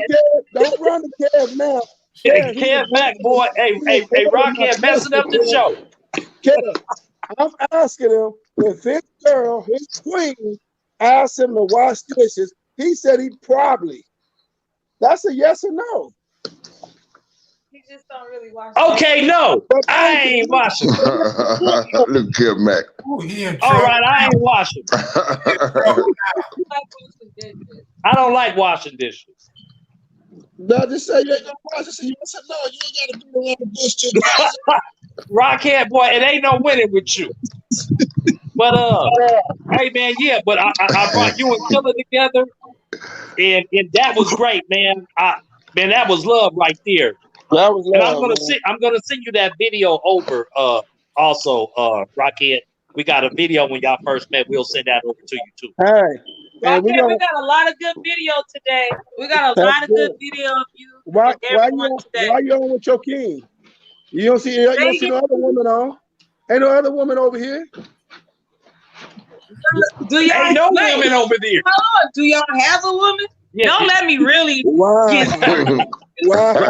Go. Roxanne is a player. Hey, but listen though. I talked to my boy. Y'all get a good location. He said in the very near future he want to do something for y'all out there too. Oh man, that's the blessings. The blessings are coming, brother. Did Rocchead just say that? Yeah, Rocchead just said that. That just touched my heart. One moment, baby. Rocchead, I'm gonna let my queen speak and reply to that. I was talking to you, Goldie. Oh, okay. Well, Rocchead, I just want to say that touched my heart because I was just like, Lord God, I wish we could work with Rocchead and do something like that up in Altadena, and then you just spoke it. So we really appreciate that, Rocchead. I appreciate you too, boss lady. Thank you, guys. It was nice meeting you, bro. For sure. All right. And lady. Hey, Pookie. All right. Yeah. All right, Pookie. They want to know what year you started Gardena Payback. Let me make corrections with that. It was insane paybacks. 1975. Okay. I got a question. Do you know the politics behind them dropping Payback in Long Beach? Yeah, I was just thinking about that today in my story. One of the reasons in 1975 when we went out to Long Beach, we was weeding all the weak links, and me and Big Bunchy got stabbed. So in revenge to that, we got the payback, and they took the payback off and kept it insane. So they stabbed y'all for pushing the line on them? Yeah, we pushed the line on them when we first started, but that was in 75, 76. And a lot of people don't know this, matter of fact. And so that's where the split came in at. But that's good information. I never asked you that. But a fly on the wall told me about that incident where you and Buck got stabbed. Right. They left us for dead. some certain person thought you was trying to hide that from history, but I had never asked you about it. So no, I wasn't trying to hide it. You know, I wasn't trying to hide it. Then later on, but it didn't change my relationship, or it didn't change our relationship with Big Bunchy and Pico Bell and all the rest. It didn't change our relationship because, matter of fact, they was with us. You know, so it's more or less the second generation of insanes that switched over and took the payback off. good information, man. Triple OG, Barefoot Pookie. I have a question. Did you know a brother named Ivory Joe coming out of Long Beach back in them 70s? Does that ring a bell? Man, very few people that I know. I know it was a lot of us, you know, but I very few people I know. If you had said Chico Bell, you know, and the Gators, you know, and a couple of other names, you know, I would have said yes, but no, I don't. All right. Yeah, I know Ivory Joe. That's my kinfolk. And I know back in the day, he was one of the first brothers that had like a lowrider back then. It was a Lincoln with suicide doors, like way back in the 70s. Yeah, so I just wondered if that was someone you ran across or knew. No, bro. Would you happen to know when the Crips started in the Harbor area, south of Gardena? After the 80s.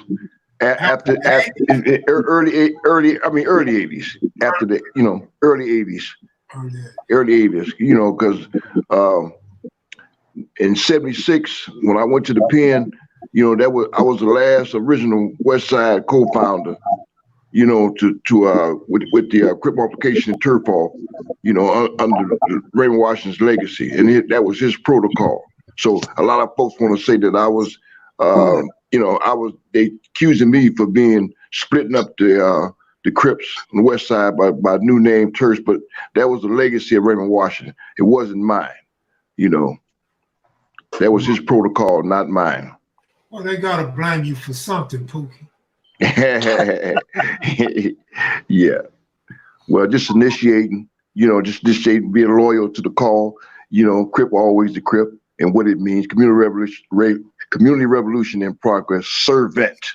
You know what I'm saying? Right. Go ahead, Goldie.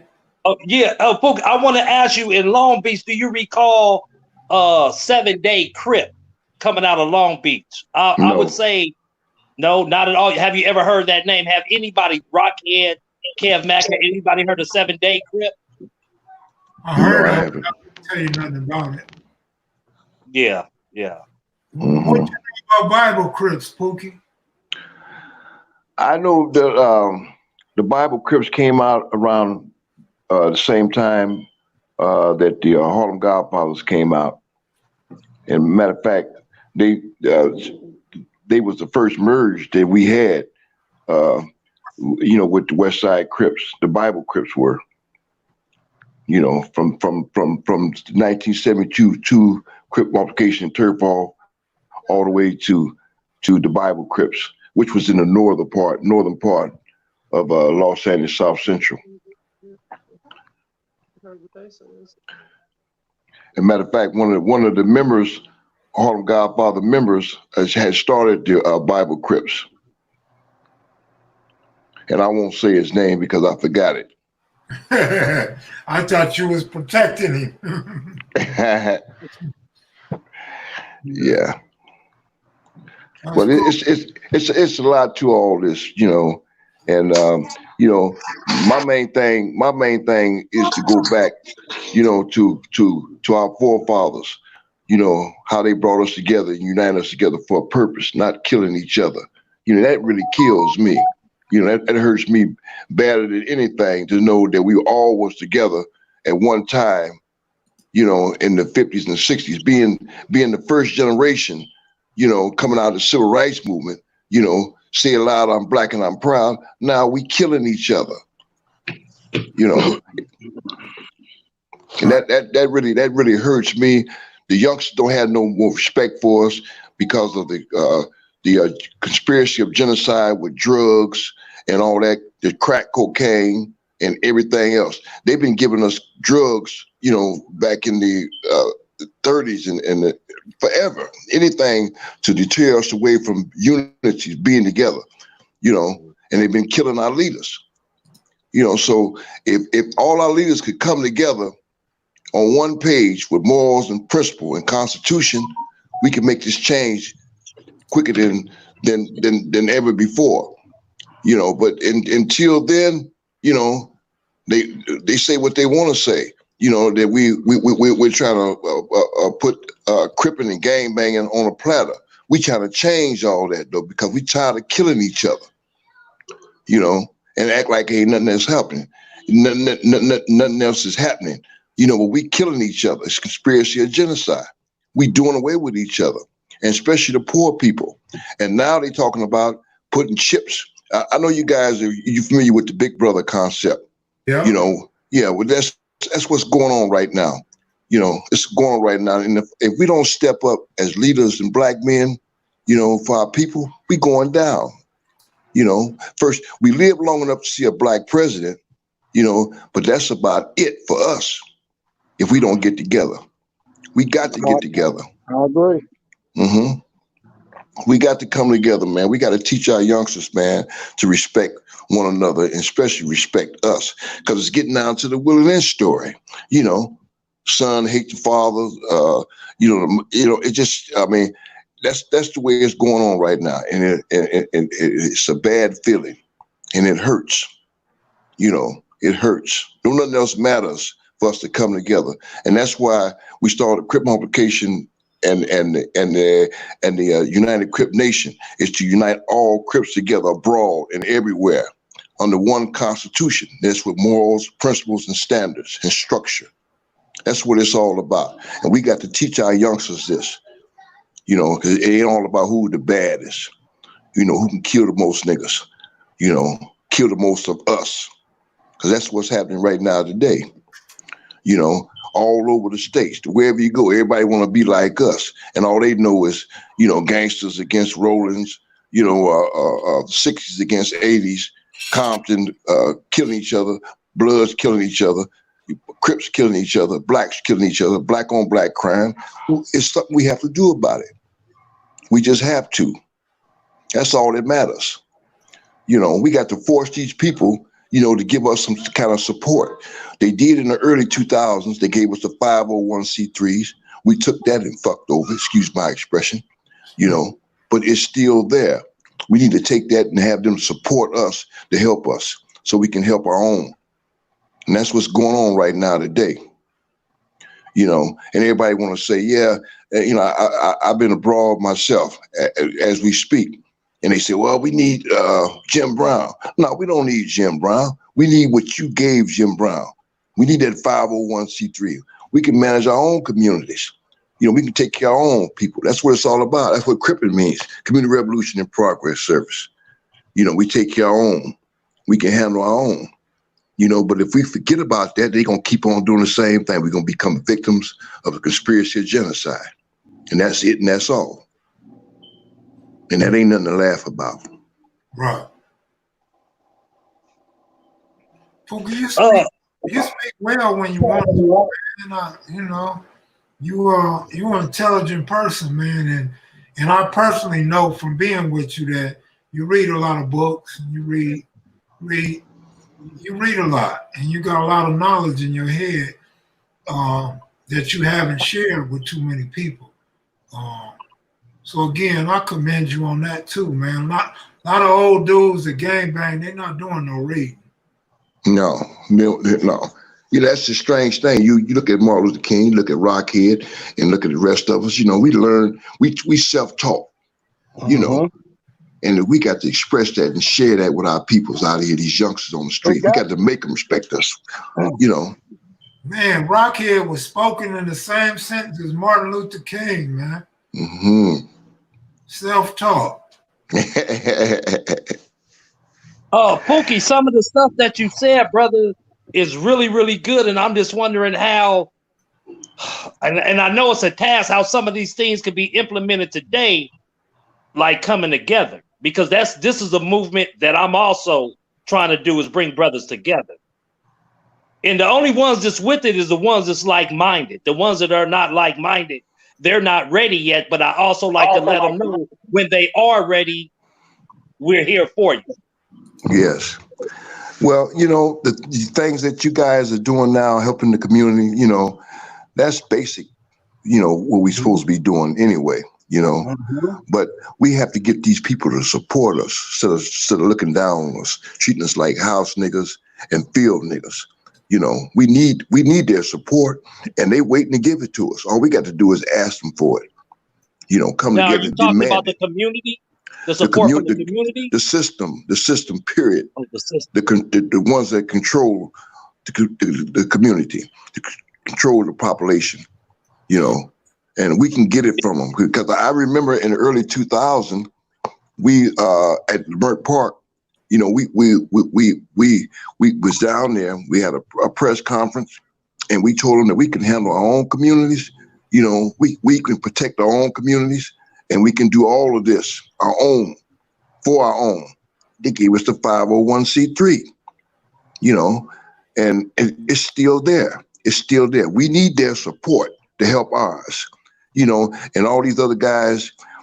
It's like when they was letting that million out of the pen, out of the prison system, they were supposed to give that support money to us so we can support them when they come out, so they can help us support our own. Right. You know, it never happened. It never happened, you know. So basically, we need brothers and sisters up in that political system.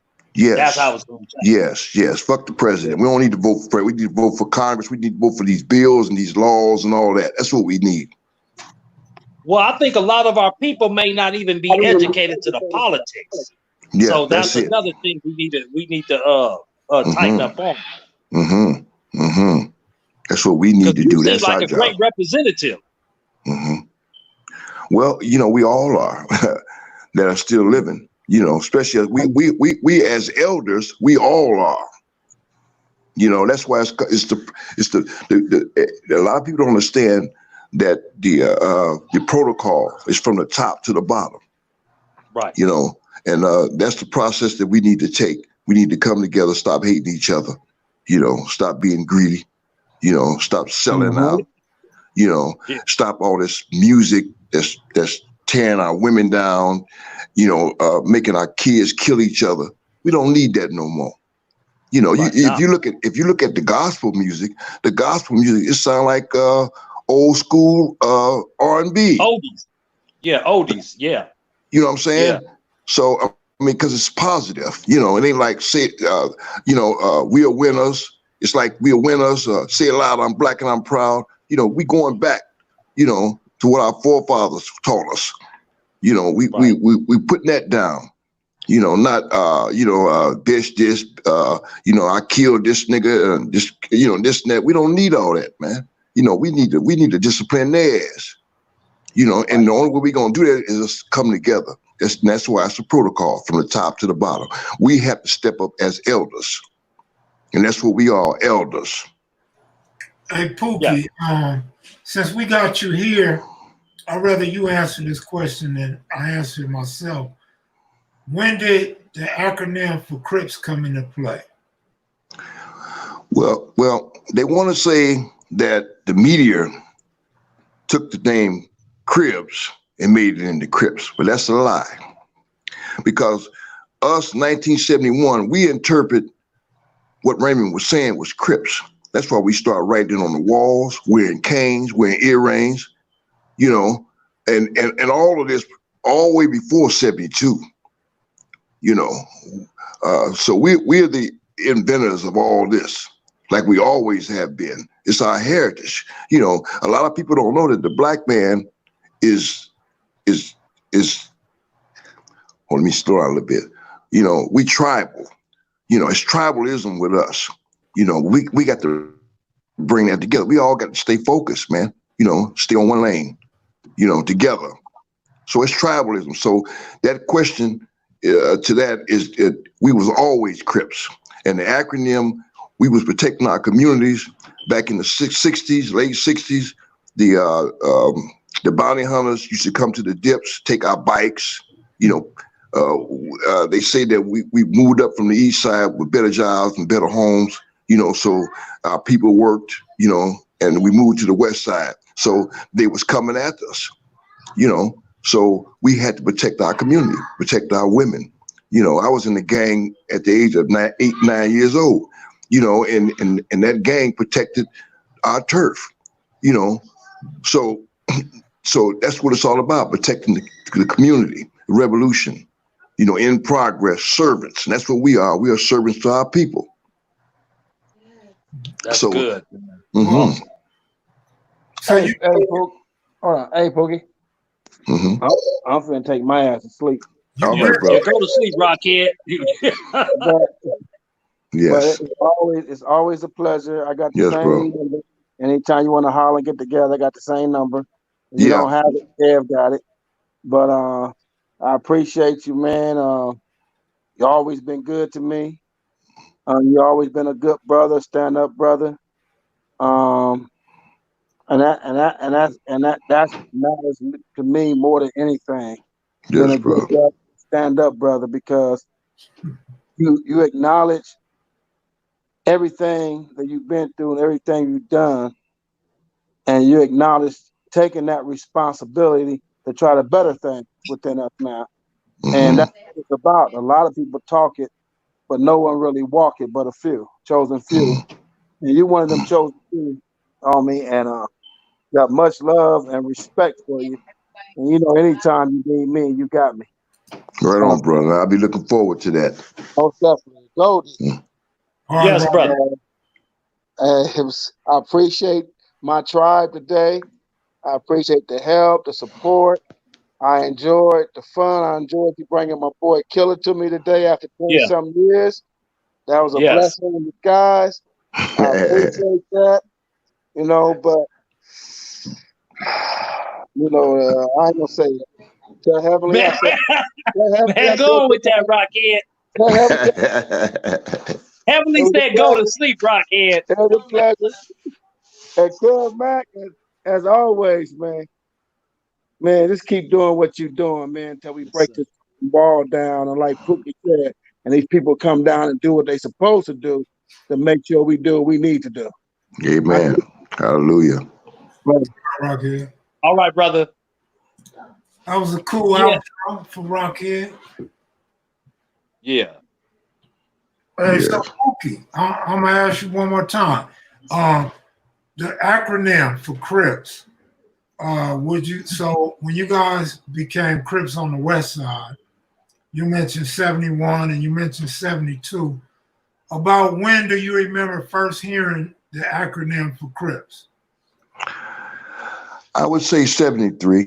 73, it got real popular, but we got the acronym from doing what we did, how we were, about our families. Like I say, when I was 8 years old in the projects in Ohio, that's how we lived. That was our culture. And that's been our culture all the way back from the beginning.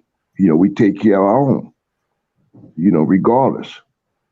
And they seen this, and that's when they put in the conspiracy of genocide, to do away with the leaders, the one that was doing all this, bringing all this to the people, and that's what they did. And they doing the same thing now. Well, when the Crip Constitution was written, when Raymond was in prison and Nefu was in the county jail, did the acronym for Crip, was that included in the Constitution or no?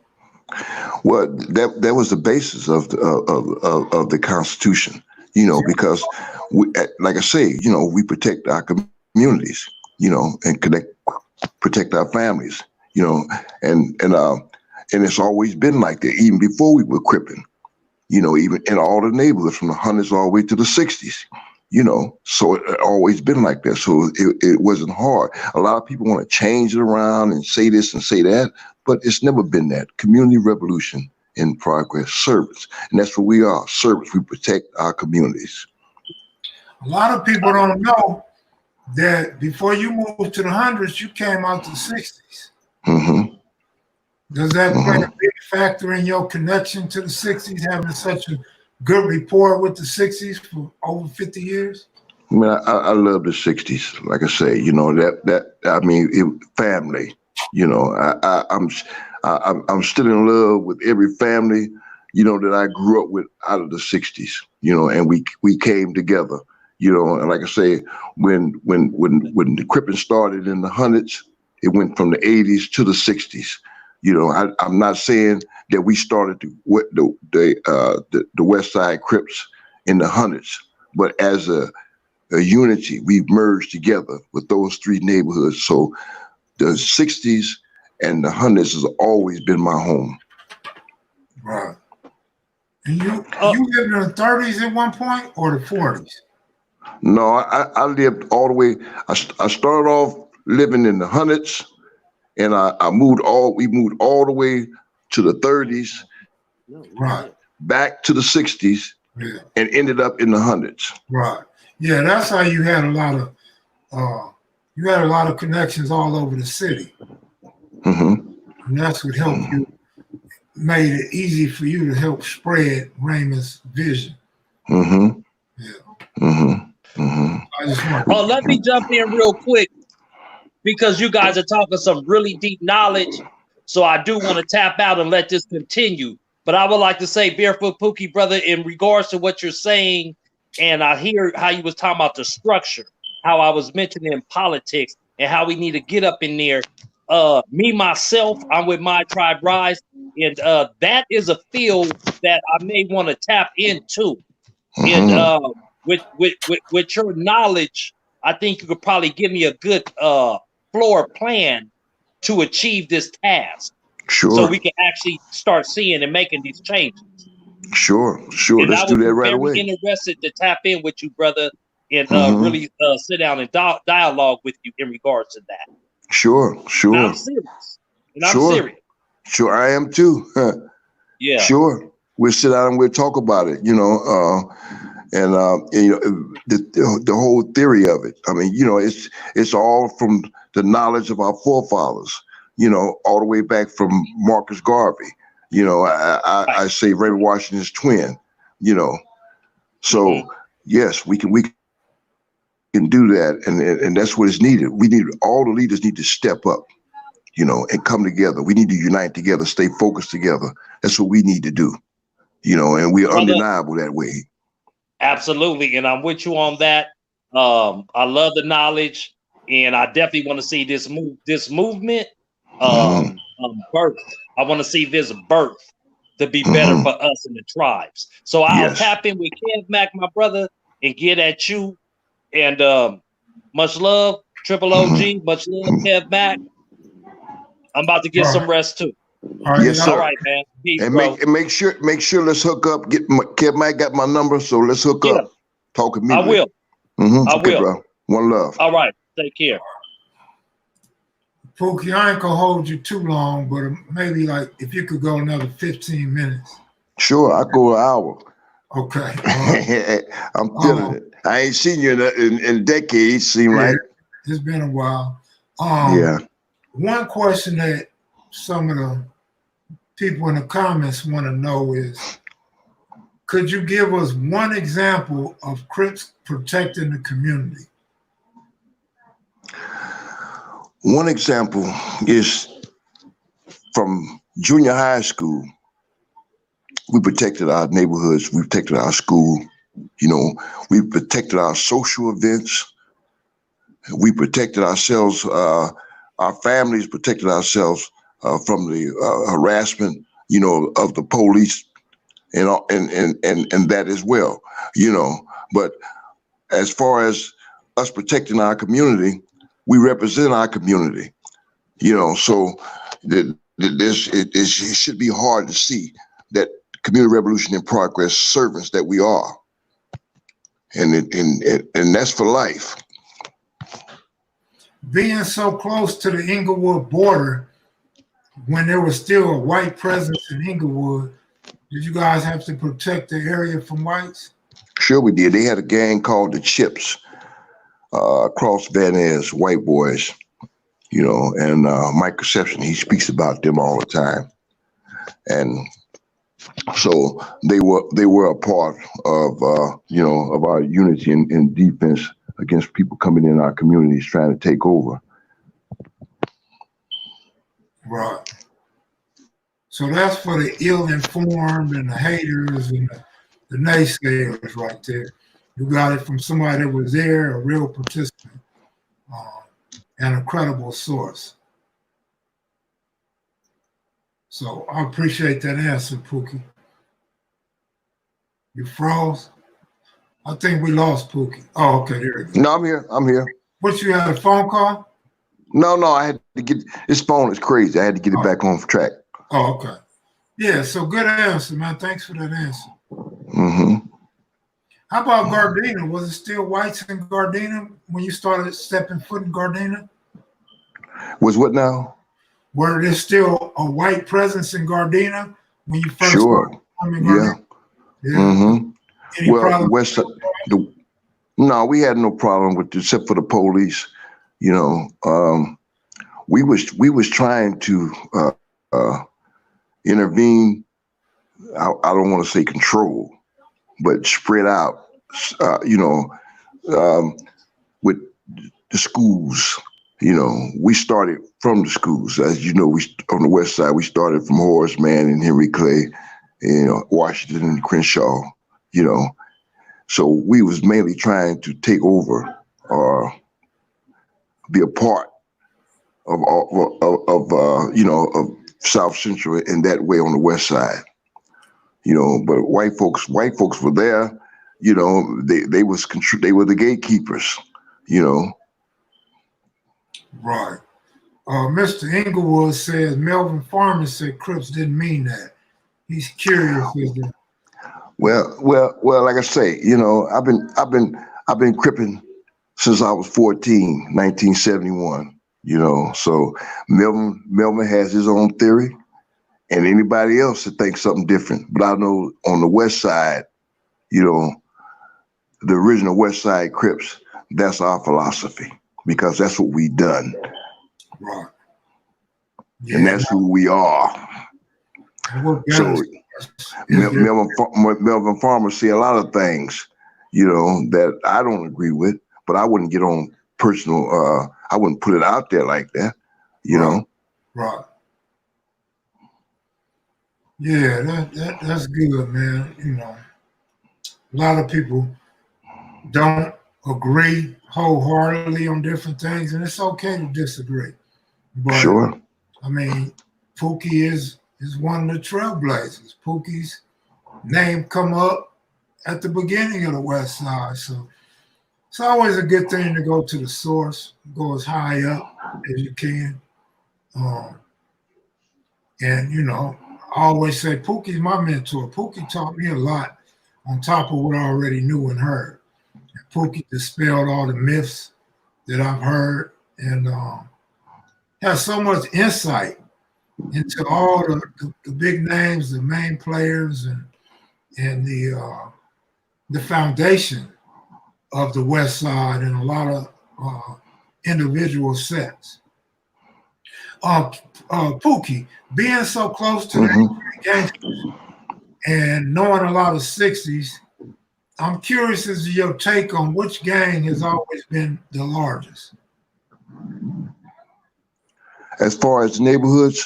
As far as A-Trade and 60s. Well, I 60s always been the largest because from the 60s, 1960s, all the way to the invent of the original West Side Crips. You know, the West Side, the hundreds, and the 60s made it the largest because of that. In 1973, most of the original West Side Crips from the 80s were found guilty for the Palladium murder.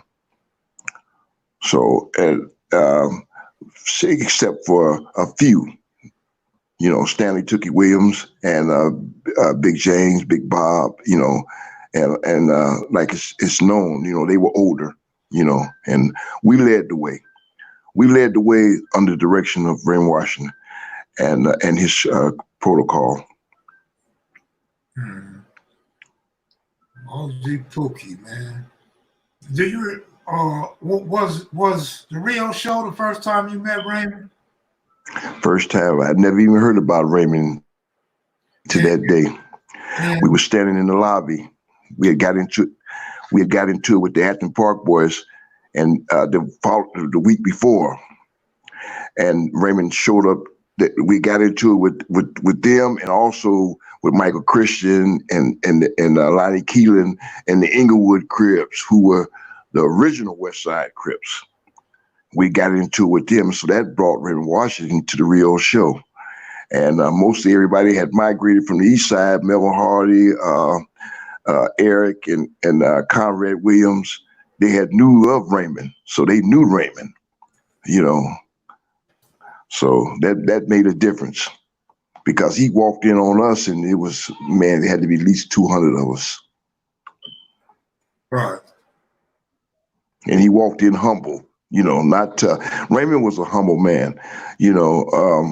Even when the Swans, you know, were existed during the time that the Avenues and the original East Side Crips, you know, Raymond went to them very humble, you know, crip or die, you know, basically. So, but he came to us very humble, you know, and Michael Christian told me later on that their whole objective, their whole motive coming up to Henry Clay was to have us to join them.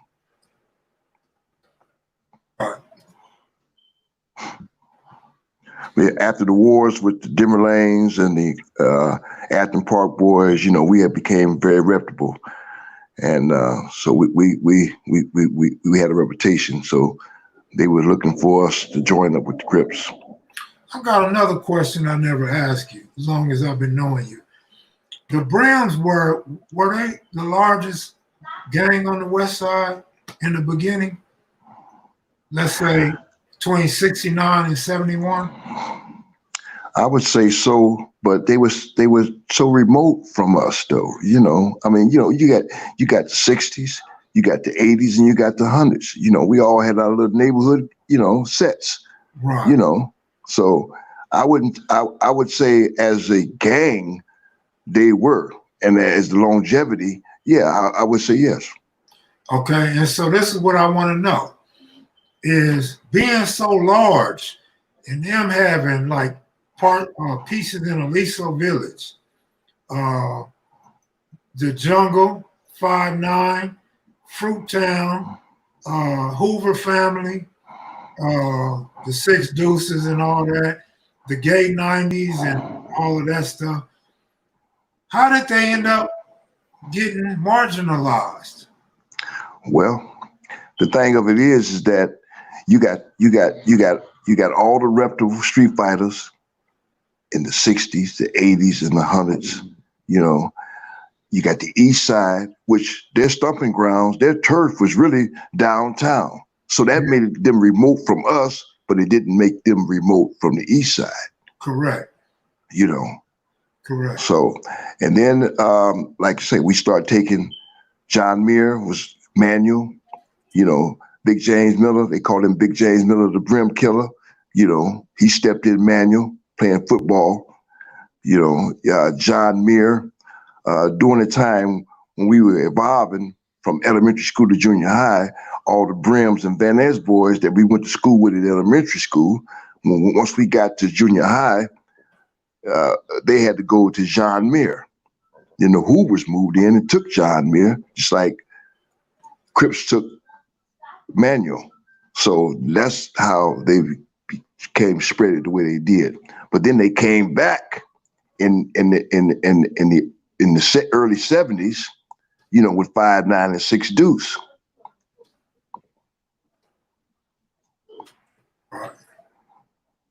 And then too, the Hoovers had a lot of they played a part in moving the Brims out of some of their original territory, right? John Muir, and basically John Muir, because that was little country and big countries. That was basically all their turf. You know, Harbor Park and all that. You know, that was between Western and Normandy. And so, you know, Mitlows and the Hoovers, and the Hoover Groovers, Manchester Park Boys, and all that, and the Four Trades, Black Johnny, and all those guys.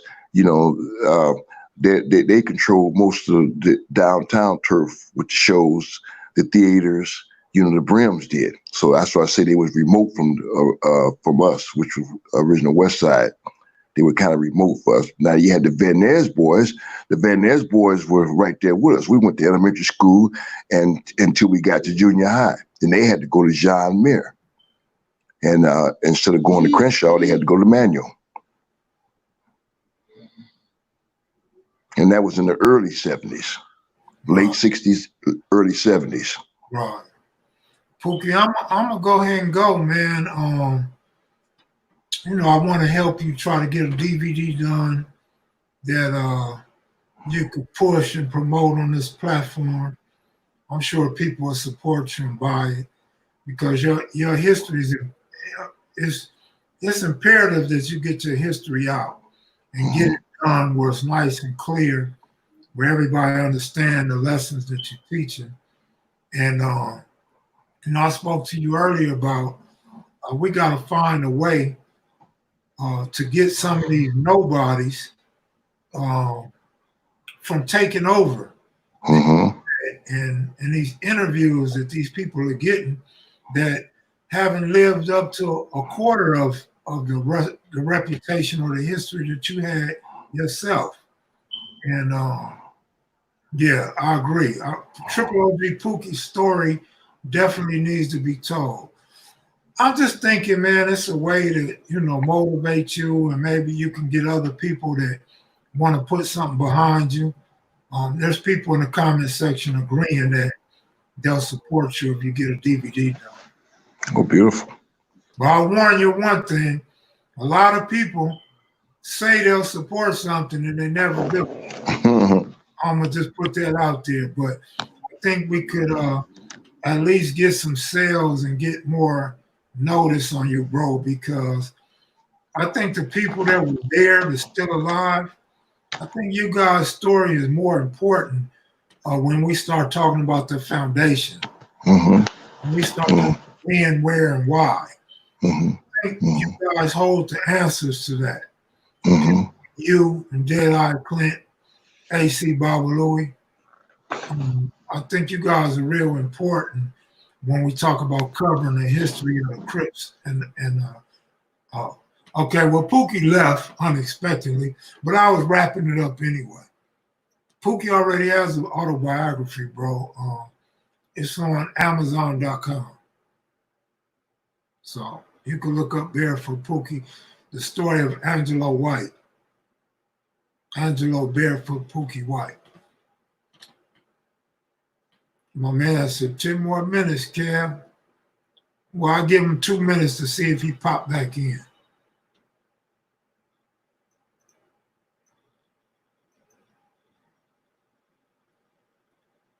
Wadsworth Elementary. I'm familiar with Wadsworth. Right down the street from where my father and my cousins and my auntie live.